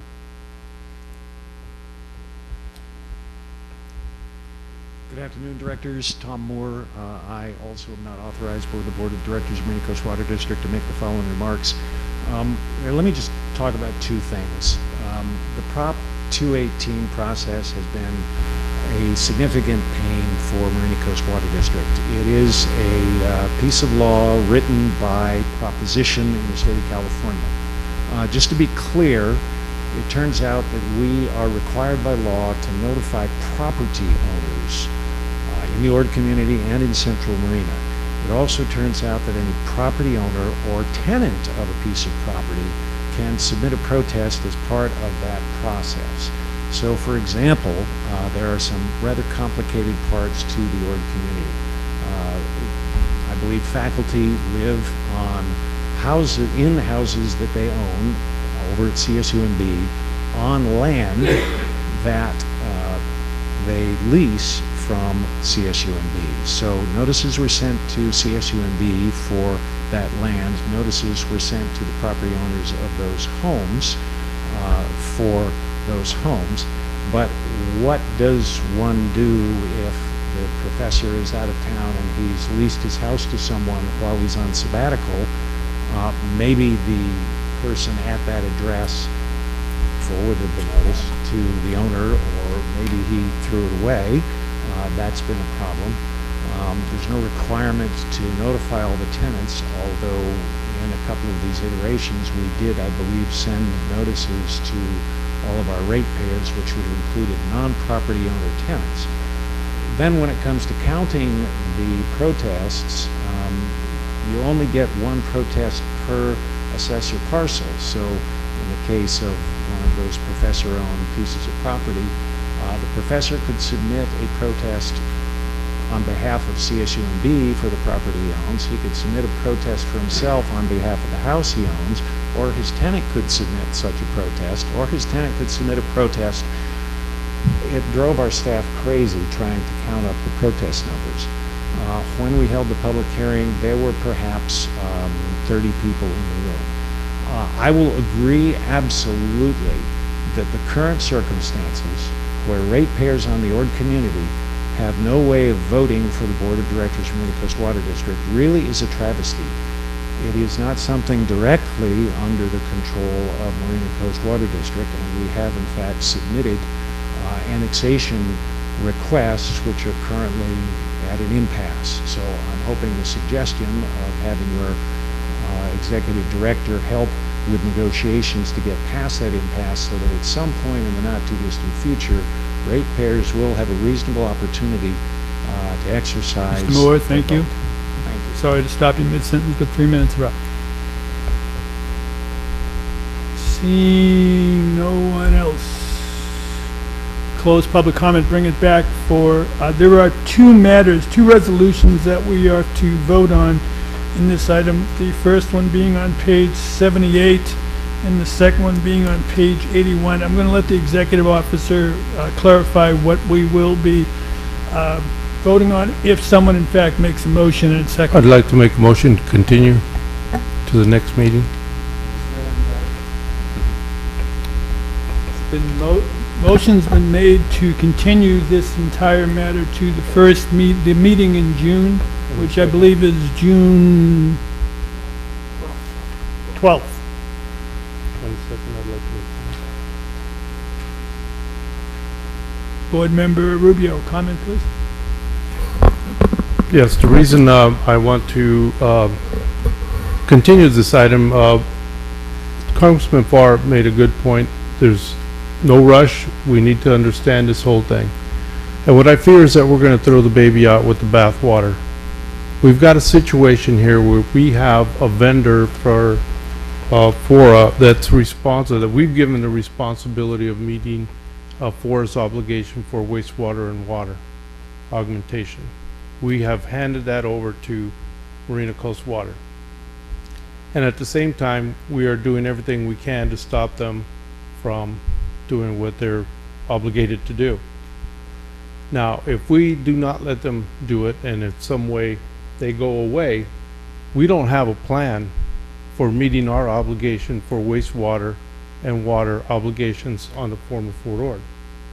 So before we before we cut the head off, we better make sure that we've got a plan. Otherwise, we're gonna be stuck here with an unfinished obligation, and who's gonna pay for it? Who's gonna supplement the water? Who's gonna raise their hand? So that is the very basic question that is at stake here. Who is gonna fulfill that obligation? So with that, that's why I want to continue this so that we can get some answers from staff on various options in regards to this. Thank you. Any other comments, Mayor? Yes. Board Member Edelman. Yeah, very quickly, what a strange ride it's been. Last year at this time, the Marina Coast Water District came before us and said they would not develop the additional water at that time, because the water wasn't needed, it was expensive, and we can understand that. However, after the urging of this board, they came back this year and said yes, they would develop the water. I personally like to see their attitude. I want to see them develop water. We need the water. The land use jurisdictions, the 5 of them, we need the water for augmentation for our projects. If we don't have that water, nothing's going to happen out there. And we have a couple of organizations that have understood that if they cut off the water, they cut off development. So they're fighting to cut off the water. And so I applaud the Marina Coast Water District in their change in attitude and their attempt to move forward, as evidence what we're part of the way we're doing here. The problem is now Marina Coast, rather than allying with us and allying with the other major water purveyor, Cal-Am, who's attempting to provide water to the Monterey Peninsula cities before the cease and desist order by the State Water Resources Control Board, if Cal-Am stopped in that well, you're looking at destroying the cities of the Monterey Peninsula. So here we have the 2 600-pound gorillas, the water purveyors, fighting, and you've got the cities of the Monterey Peninsula and the cities of the land use jurisdictions out there. The only ones losing, the only people winning are the people trying to stop the developments, trying to stop the water for the development. I'd like to see Marina Coast. I know a lot of the directors there. They're professional. I know what they're fighting for. But they need to stop this petty fighting with Cal-Am. We need to band together. There's enough water need that both Cal-Am and the Marina Coast Water District can sell the water. They can make a profit, and everybody can profit from it. And we can all grow at a moderate rate and go forward. So I also agree that delaying 1 month until Marina Coast takes a look at what they're doing, becomes more transparent, comes back next month. Hopefully they'll change their attitude, and then we can all hold hands and sing Kumbaya and move off into the future. Thank you. Thank you. Board Member Lucius.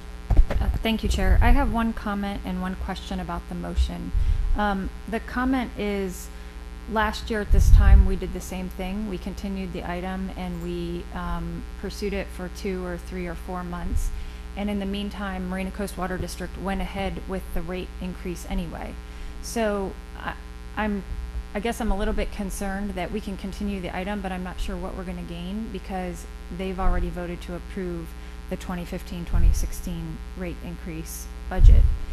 That's my comment. My question regarding the motion is, when we do reconsider this again in June, will it be with or without the $500,000 10% desal exploration?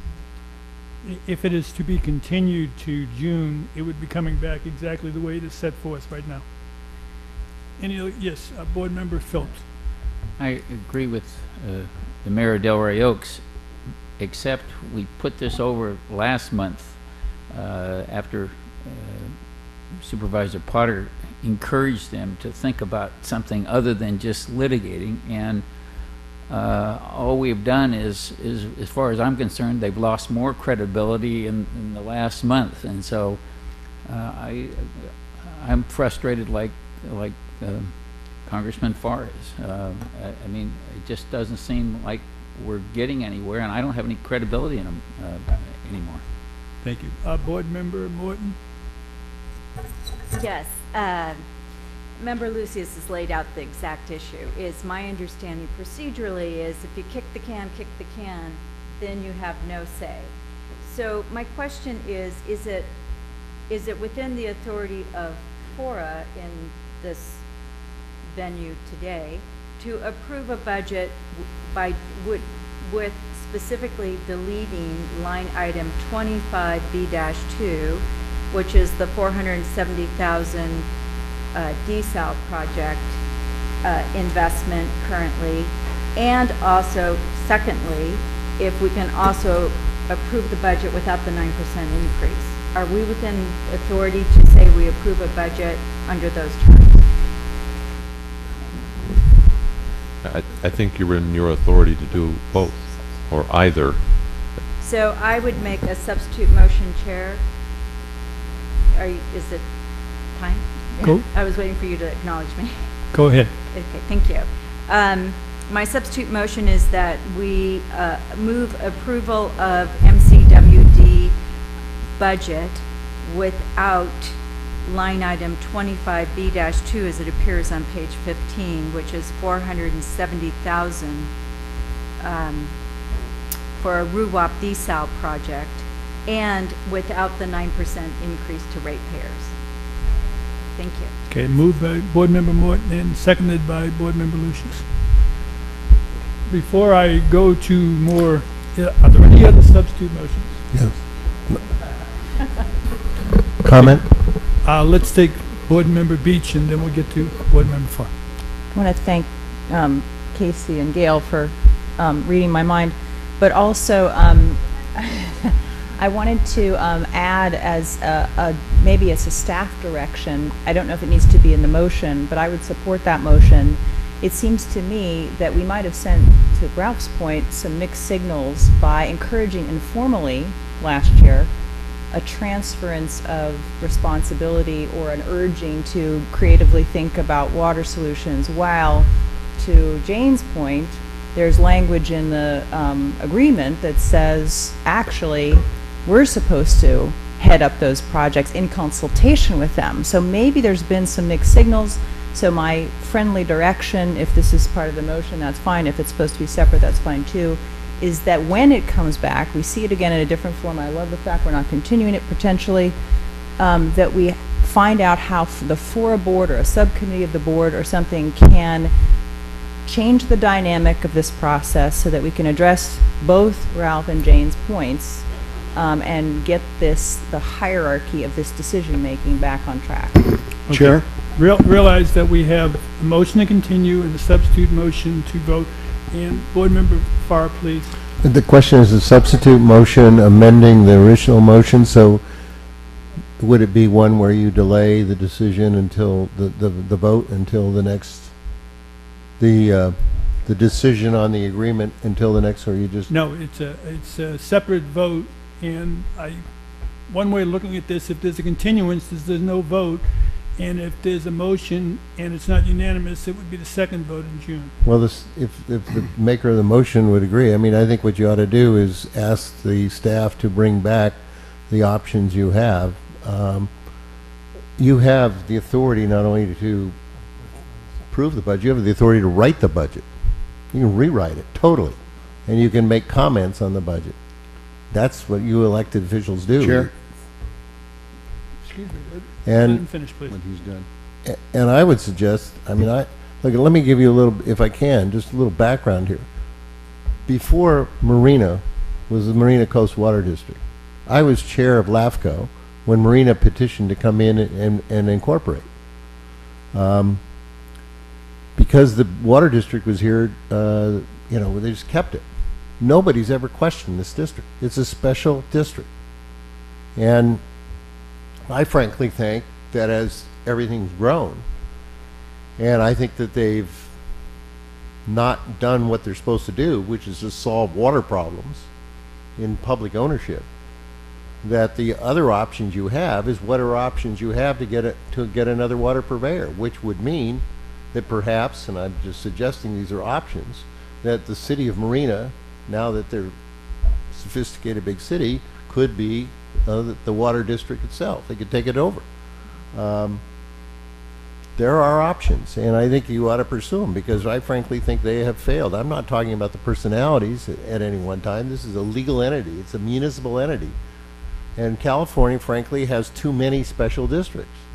We have 58 counties, 450 cities, and 1,200 school districts Board and Member Parker. 6,000 districts. Can you narrow to And the therefore, related to this motion, is that you have options you ought to discuss, and I think that the motion ought to give those options to the staff to come back, so when you make this vote next time, it'll be your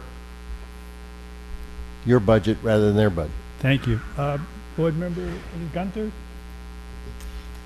I think that I've been at enough of these meetings now, and I think last year at this time, I heard the board give directions to our staff to sit in a room with Marina Coast Water District and come up with a plan. Somewhere down the road, this hasn't happened. I think we can keep talking about it. I don't know how you order your staff to do that here, but I think Marina Coast Water District and our staff have kind of let us down a little bit, and I think they got to get in a room and talk. If one of them doesn't want to do it, I don't disagree with the congressman's thought on maybe Marina ought to have their own water district if they don't want to sit down and talk and work with our forest staff. We got to go forward and make this happen, because the ratepayers are getting screwed while we're sitting here and we're voting on increases for people that can't afford it. Shame on us. Thank you. Board Member Rubio to close out the comments. Just a question for our attorney.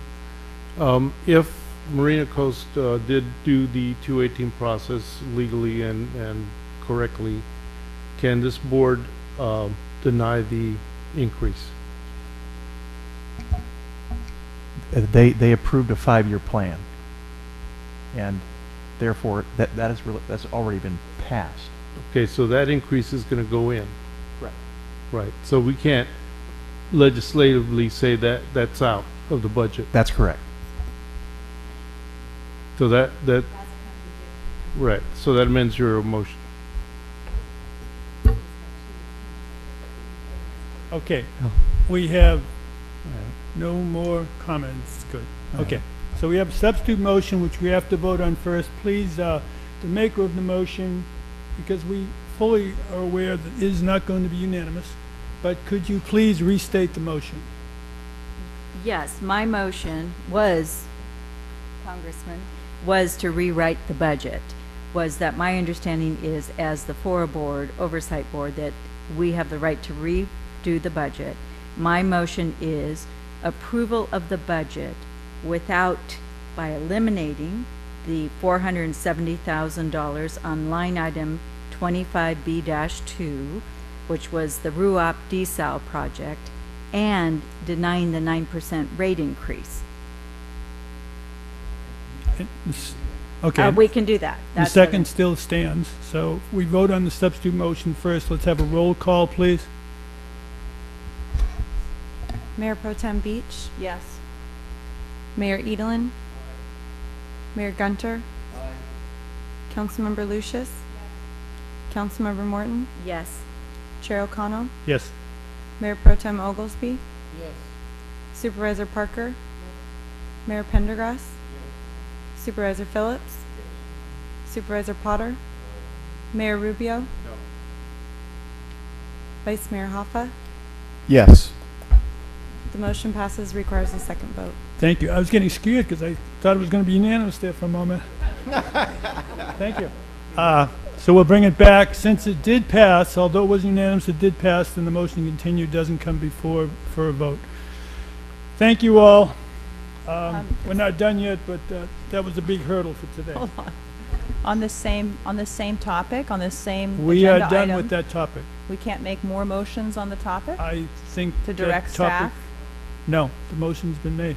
The decision has been voted on the agenda item. There's not, point of Unless I order? stand I mean, corrected. can we not discuss what, because I was trying to decide, as I made clear before, procedurally, whether I should attach to Gail's motion the notion of this, similar to what was stated a few minutes ago, of getting the FORA staff in the room with the,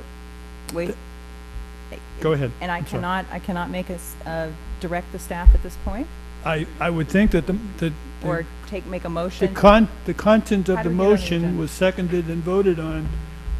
The agenda item is completed, but I'm willing to be corrected by Authority Council if, I'm just asking a procedural question. Can Or there just be a Mr. second motion that has to do with direction to staff? Mr. Chair, just procedurally, I think staff has a good set of ears amongst them, and I think they probably heard what the Okay. direction was. I don't think you need a formal motion. It was included in the discussion. I don't think there's anything precluding an additional motion to be made. Well, hold on. Let's get out of here before the sun sets. I would move. Since it's proper, I'm being told by Authority Council it's proper that you can make a motion. Go ahead and make a I would motion. move that we direct staff to reconsider their authority in establishing water projects in consultation with Marina Coast, and that they bring back to us some of the suggestions that Congressman Farr made and some of the suggestions I made earlier of reworking the dynamics of a working relationship to solve the problems that Mayor Rubio pointed out earlier. So that's my motion. Any second? Moved by Board Member Beach and seconded by Board Member Potter. Any questions by anyone on the board? On a question, that's very complicated. We all know that is too They're much. not listening. No, let me, because I don't want to hold it up. Thank goodness for videos, right? Right, but staff already know they should be working together. And so all that direction is a lot of direction, and then they come back with a plan. What are we going to do with that plan? Come on now. So let's, particularly if we include Congressman Farr's suggestion, which is to let this thing go, right? Okay. I'm being very serious. So I'm not going to vote no, so it'll come back. I'll let it come back and you guys make a determination. But what I would ask, though, is I would like to get to Director Parker's comment about exactly what direction or authority we hold to direct them to build facilities. I didn't read it as being shared. At the end it was shared, but I didn't read that out of her saying. So just legal opinion about our authority. Any other questions relating to the motion? Board Member Rubio. My question is if we can get a more clear opinion on that 218 issue about whether or not they can still institute that raise, whether or not we approve that in the budget. I'm happy to Because- amend the motion. That was, Is that a friendly amendment to the motion? Sounds like it. The second hold? We're making progress. Don't make me do it again. We have to go out to the public first. Oh, sorry. Anyone in the public wanting to comment on this motion? Thank you. Nope. I would like to comment because living on Fort Ord with Marina Coast Water, who decided to charge the ratepayers, which was us, $50 a month for water back in like 1997 to live there, to rent $50 a month, that we were supposed to pay a separate amount to the rental agency along with our rent every single month. And then after that, increase the water rate every year. And then during that time, to send out a notice to the public in the form of a court action, which scared the hell out of everybody because there was no explanation with it. And we got signatures and took them to the courthouse and to Marina Coast Water, and we got a decision that we would have a vote on the board and have representation with Marina Coast Water, and they agreed to that. And after the agreement, absolutely nothing happened. Thank you. Any other member of the public?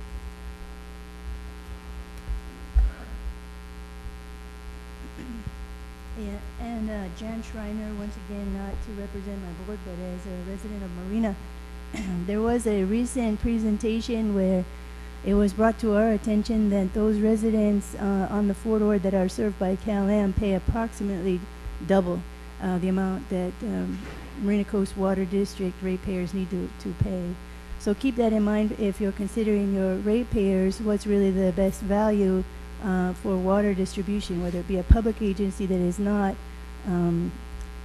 actually have a mission to make a profit, versus a water purveyor is a private corporation that is limited by a government agency and how much profit they are allowed. And that profit is based on rate of investment, rate of return on investment, rather than volume of water.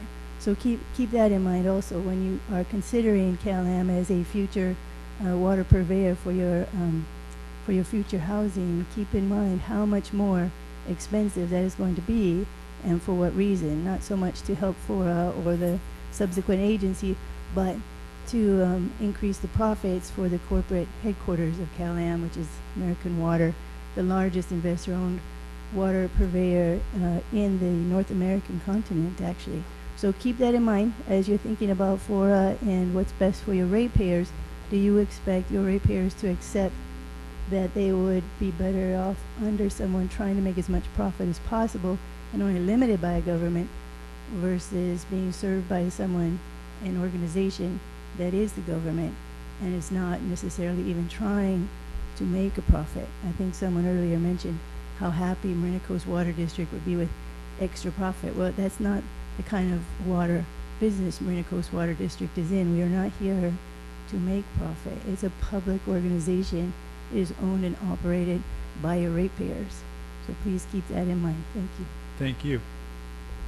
Seeing no one else, I'll close public comment, bring it back for a vote on the motion. On the All in question. fa- Yes, there is a question. What about me?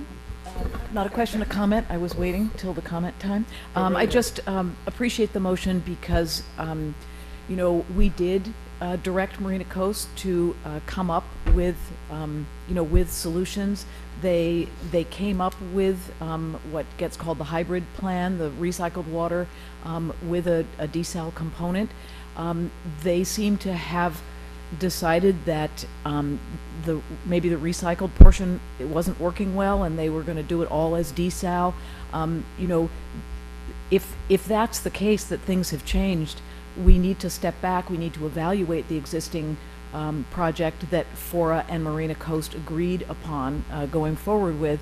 And so I think this motion really gets us there to really encourage the kind of dialogue. If there's something that FORA needs to know about the project that we were embarked upon, you know, we need to have that dialogue and that conversation. And that's what was missing, this sort of idea across the transom that we were going to change course.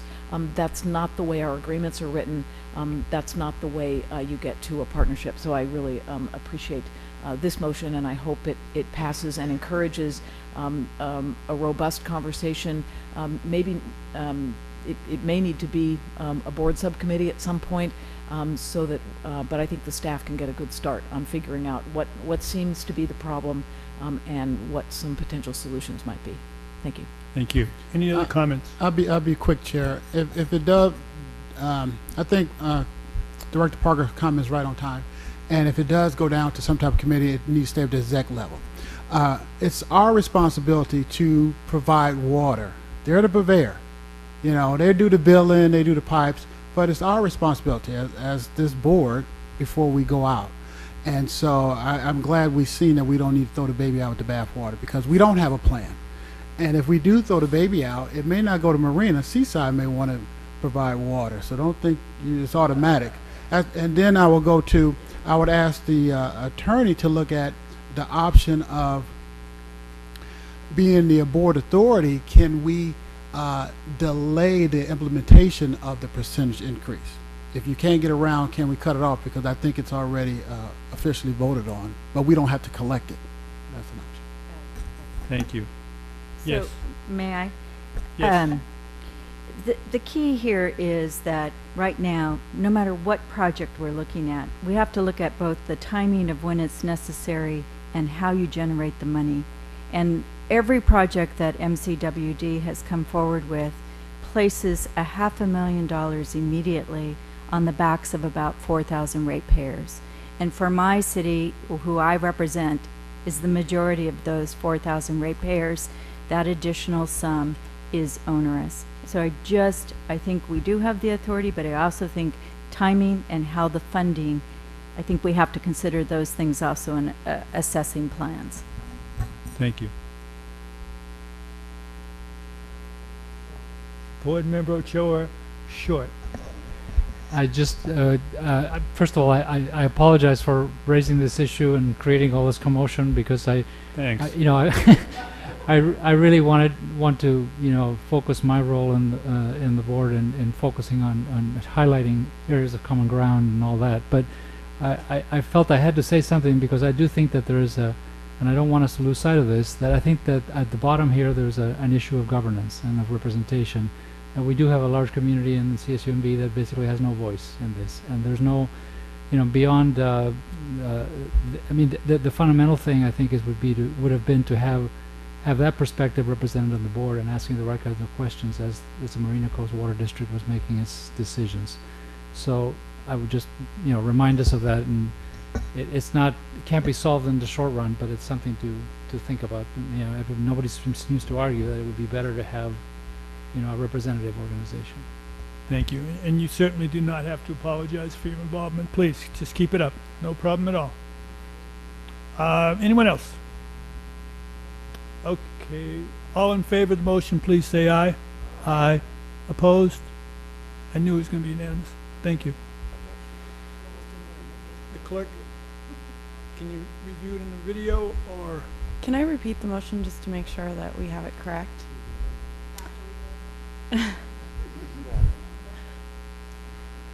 Direct staff to reconsider their authority in establishing an augmented water project in consultation with Marina Coast Water District and return analysis of suggestions made by board members pursuant to reworking of the relationship between MCWD and FORA, with an amendment to direct authority council to provide an opinion regarding FORA's authority to adopt an ORD community budget without Prop 218 approved water rate increases. Is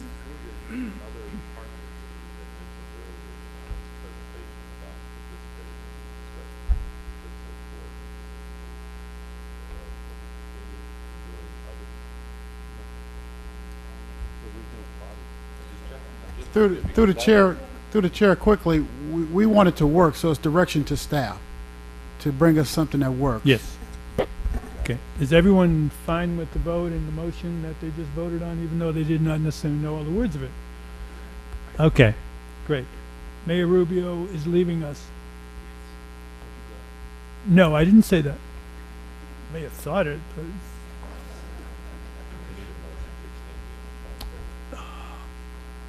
we are coming up on 5:30, which is the hour we have to have a motion to extend, and we have public comment, among other things, to address. So I would entertain a motion to continue this until we finish the agenda, or 6 o'clock, whichever comes first. So move.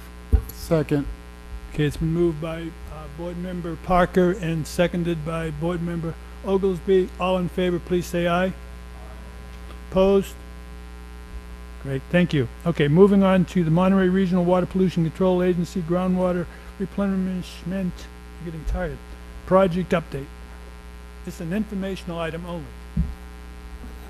Yes, this is Keith Israel and Paul Shudo are going to do a presentation on the Pure Water Project. This is a presentation that they've shared with the Water Wastewater Oversight Committee and members of the Administrative Committee at FORA. And they made a few adjustments based on some comments we made. It's an interesting project many of you have seen before. Keith? Okay. Yeah, thank you. Keith Israel, General Manager, MRWPCA. And this is going to be a joint presentation. Figured you'd like to hear about an hour and a half about this. Well, maybe not. But we'll try to do it as quick as we can. But I'm going to do this jointly with Paul Shuto. And Paul will be the new General Manager of MRWPCA when I retire in June. So one of the things when you look at a project and you look at the title page, usually that's not that much on there of importance, but we have on there the future of water is here. And you might even say it's really the future of water, because what we're proposing is a project that is so unique compared to other projects that this is going to be the way that other projects in California and other parts of the country are done in the future. So what is Pure Water Monterey? It's rebranded. We started off, it was groundwater replenishment, but basically we wanted to have a title that people could remember and really describe what the water is. It is pure water, what we're creating. Sure, it's starting with wastewater, but basically it's a way to provide a very safe, environmental, sustainable water source that's both economical for the water supply for both now and in the future. And then basically groundwater replenishment is a process that takes our secondary treated effluent, which we discharge out into Monterey Bay or reuse for ag reuse, and we purify it with 4 extra steps to the point that basically it's as good as or exceeds drinking water in quality. We basically mix it in the ground with other sources of water, and eventually it becomes part of the drinking water supply.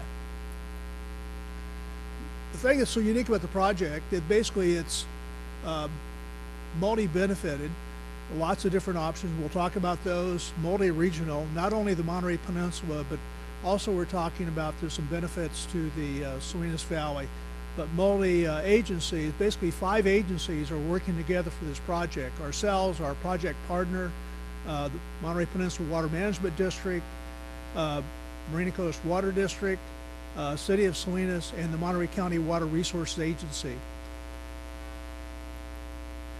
So basically, what's changed on the project, originally it started off as a project based on just wastewater, and during our negotiations with the Water Resource Agency, we were, I guess, anticipating there would be a drought, a bigger drought coming up. We figured if we're going to put a project together, we need to come up with some of the sources of water that are fully usable, but are not being used right now. So basically, besides the wastewater, we found in Salinas, there's a produced wash water that could be available for this project. A lot of storm water. Right now, it just goes out into the bay and all the cities. It's a problem for you to clean it up. Most of this water is very treatable by our treatment plant and the process we're talking about. And we found in the Salinas Valley, there's a lot of ag drain return flows. And basically what happens is we've got a system, because of conservation, our system is treating about 6 million gallons less per million gallons per day less than it was about 10 years ago. So we have this capacity to be able to bring some of these flows together because our system goes from Moss Landing to City of Salinas to the peninsula. We've got some infrastructure that can bring it all together without big expenditures. So how it works, you've got a presentation in front of you, and it's all on our website for more details, but basically a series of membranes and processes, including advanced oxidation and purification, disinfection, that basically brings it down to drinking water quality or better. Where it's going to go? The best location we looked around is the Seaside Basin. In the groundwater there's been an overdraft of the water for some time. This is a new source of water. We can put this in to start refilling that basin, and basically the way the process will work, look on the far right, we have injection wells. It'll mix with the existing water in the basin and rainfall, and eventually over a period of say 6 months or more, it'll come down to the drinking water supply operated by CalAm.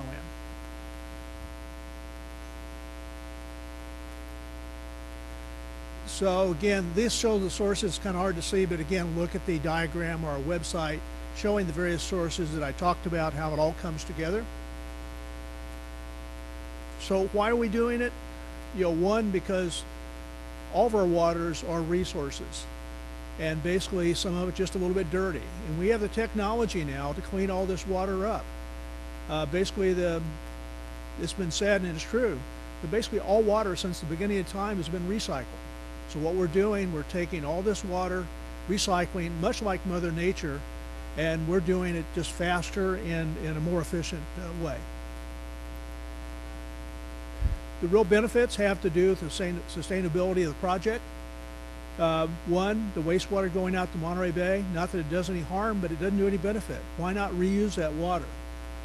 As compared to projects such as desalination, we use about 1/6 the amount of energy in the process. So we save a lot of money right there and a lot of energy that we don't have extra. Again, we have the opportunity to improve the water quality in both the Seaside and Salinas Valley basins. And also we got protection now from seawater intrusion. And the big thing is basically we're a project that's done locally, and it can be very economical based on what we've seen on cost per acre. So with that, I've got Paul's going to take it from here. Thank you, Keith. Chair, members of the board, my name is Paul Shudo, as Keith mentioned, and we'll try to whip through this relatively quickly. Want to focus on where the project is in reference to our environmental impact report, and also tie it in to talking with the admin committee last week. So currently, we're in a position here on the peninsula where our water supply portfolio is defined on the left. Obviously, moving to the future, as many of you have mentioned, with the challenges before us, desalination, groundwater replenishment, and the rest of the project. So the groundwater replenishment is specifically this project. So as Keith mentioned, this technology has been used before and has been used successfully for a number of years, not only in California, but throughout the United States and the world. Specifically here, you look at Orange County, which has been doing that little graph that, or the diagram that Keith showed, the treatment process. Orange County has been doing this since 2008, exactly as identified there. So this is a proven technology. It is safer, it is safe, and has better quality than drinking water. Another area is Santa Clara, just up north of us. They have a large demonstration facility as well. Same process. So just a brief timeline, although somewhat convoluted. In 2013, PCA, as the lead agency, issued the Notice of Preparation and Scoping for the environmental document. There was a supplemental notice issued towards the end of last year. April 22nd, the draft EIR was published. We are currently in a 45-day comment period, which ends on June 5th. So we are looking for everyone to comment and provide them to us so we can finalize the EIR and certify it by our board later on this year. So, as you all probably know, the purpose of an EIR is to disclose environmental effects of the proposed projects, look for mitigation measures to those effects, and evaluate reasonable alternatives.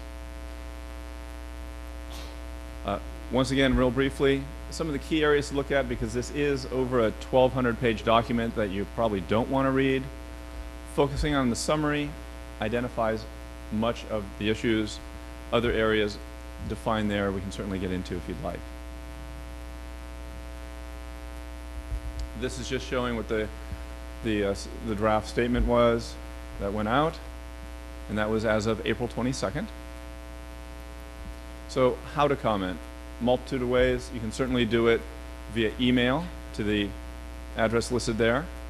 If you would prefer to do handwritten, you can send it to PCA, care of Bob Holden, or you may fax comments. In addition, we will be having 2 public informational meetings on May 20th and May 21st, one in Seaside and one in Salinas. Once again, to accept comments and hear what people have to say. As Keith mentioned, we do have a website that is current, and we try to put all the information on there as quickly as we can. That is purewatermonterey.org, so feel free to hop on that website.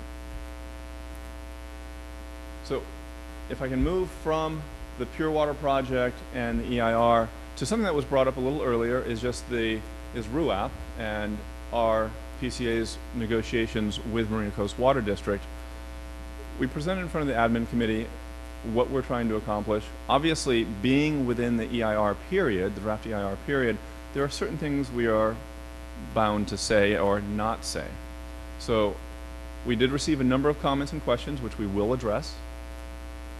We are currently negotiating with Marina Coast on the pipeline, and that is an ongoing process. We've met about 4 times thus far.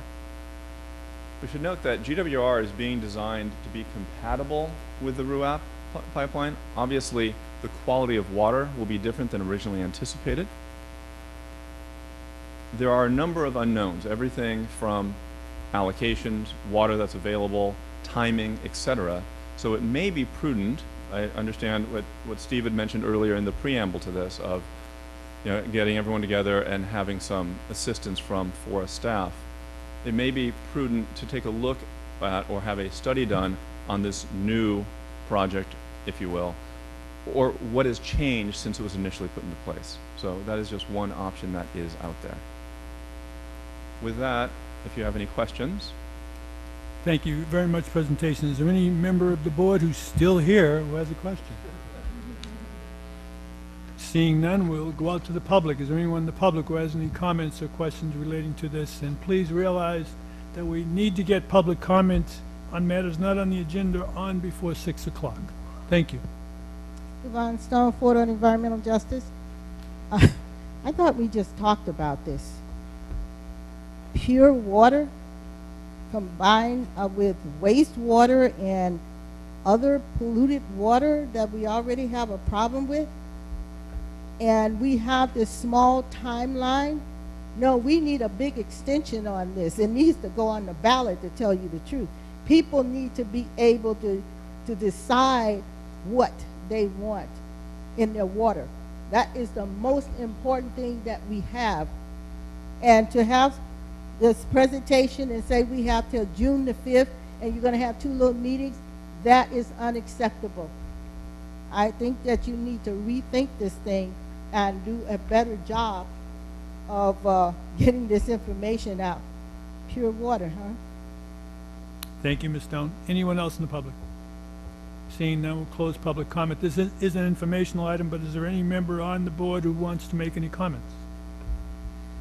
Seeing none, thank you. We will move on to public comments. Anyone in the public desiring to make a comment, you have up to 3 minutes to do so. Seeing none, we'll close public. Jan, take your time. Sorry, I was confused about whether you meant for the item, you mean for items not on the agenda. This is items not on the agenda. Right, sorry, be sort of slow. So again, as a resident of Marina, but also filling that role on the Marina Coast Water District Board, one of the thoughts that I had that I forgot to mention the last time I was up here about President Ochoa's concerns for the lack of the voice for the people of CSUMB, the lack of the voice for the East Campus housing people for the Board of Marina. I would like the FORA board members to consider some of the alternatives. So I know, for example, at LAFCO, they're considering the SCSD taking over this wastewater service district of Marina Coast Water District. If Seaside County Sanitation District does take over that service area, how would your citizens, how would they have a voice with Seaside? How would Okay, they- let's stay on matters that are not on the agenda. You're getting kind of close to talking about something that was on the I agenda think earlier? we beat to death a couple of times today. I didn't hear I didn't read that annexation was on the agenda, but I did hear about annexation quite a bit. And I think I heard a comment about Congressman Farr believing City of Marina might be an appropriate water purveyor. I didn't see that on the agenda, but I would like to say if the City of Marina was providing water to Ord, how would those constituents have a voice in the City of Marina? So there's a number of ways, especially if Cal-Am were to take over, right? And I didn't see that on the agenda, but if Cal-Am were to take over the purveying of the water, what voice would any of us have? Has anyone ever tried to call Cal-Am? Anybody ever written an email to Cal-Am? And how much response did we get if anybody has tried that? So I know we have a lot of lawsuits and it's not pretty, but it's prettier than some of the options that could be thought of. And I hope that everyone will keep that in mind, not just get riled up emotionally, but really think, and what does that mean in 5 to 10 years? What does that really look like if you were to make a change? This is a government, a special district, Marina Coast Water District I'm talking about, is over 50 years old. And yeah, it's been taking a lot of heat in the last 5 years because of some things that happened, including the desire to help the community with water. And it's cost Marina Coast dearly. Thank you. Thank you. Anyone else in the public? Seeing none, we'll close public comments. And before going to the executive officer's report, I want to make sure that I remember to wish all mothers a very happy Mother's Day. Oh, so can I make a comment? No, you cannot make a comment about being a mother, no. I want my kid to come in and tell me. Let's move Is on this to time for- executive officers report. I was trying to be nice.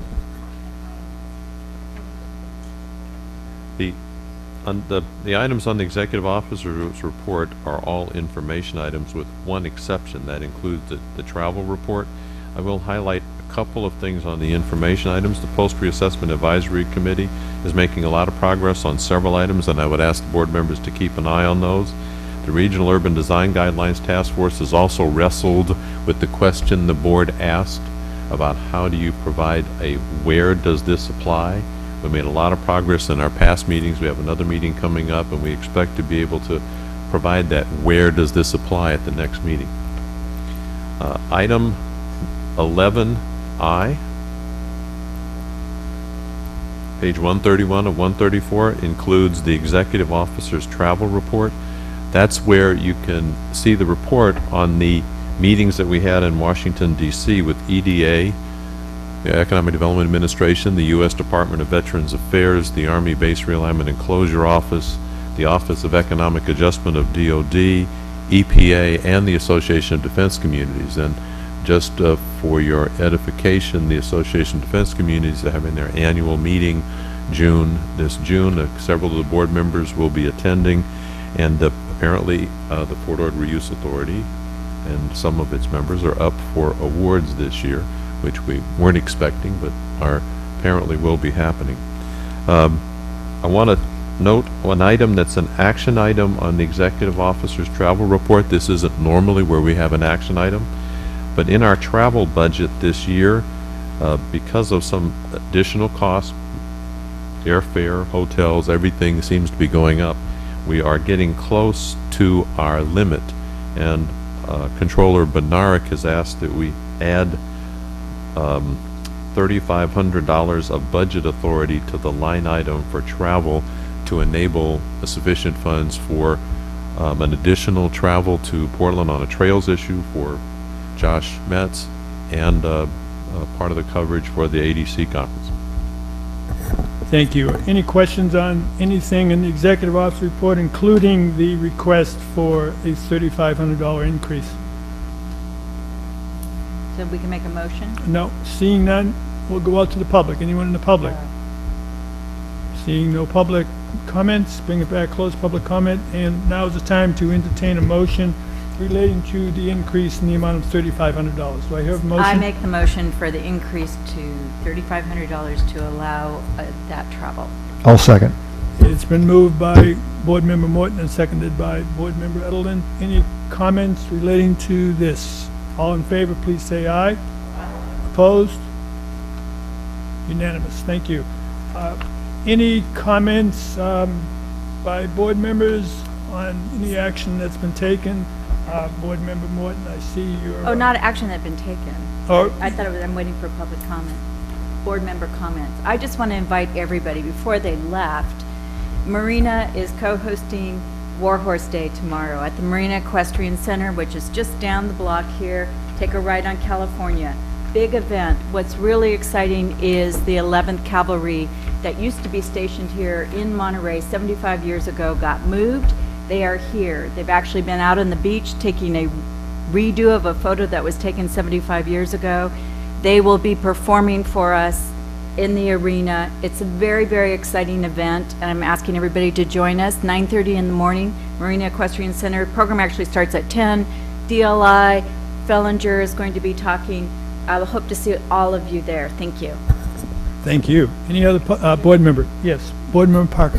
Thank you, Mr. Chair. I wonder if it would be possible to bring back at a future meeting in the not-too-distant future a contemplation, as mentioned by Director Rubio, about a possible way of looking at some of the CIP money programmed in future years for some of the regional projects, to see if there's a way to have the Highway 156 money be, for the moment, still allocated in the 18-19 budget year.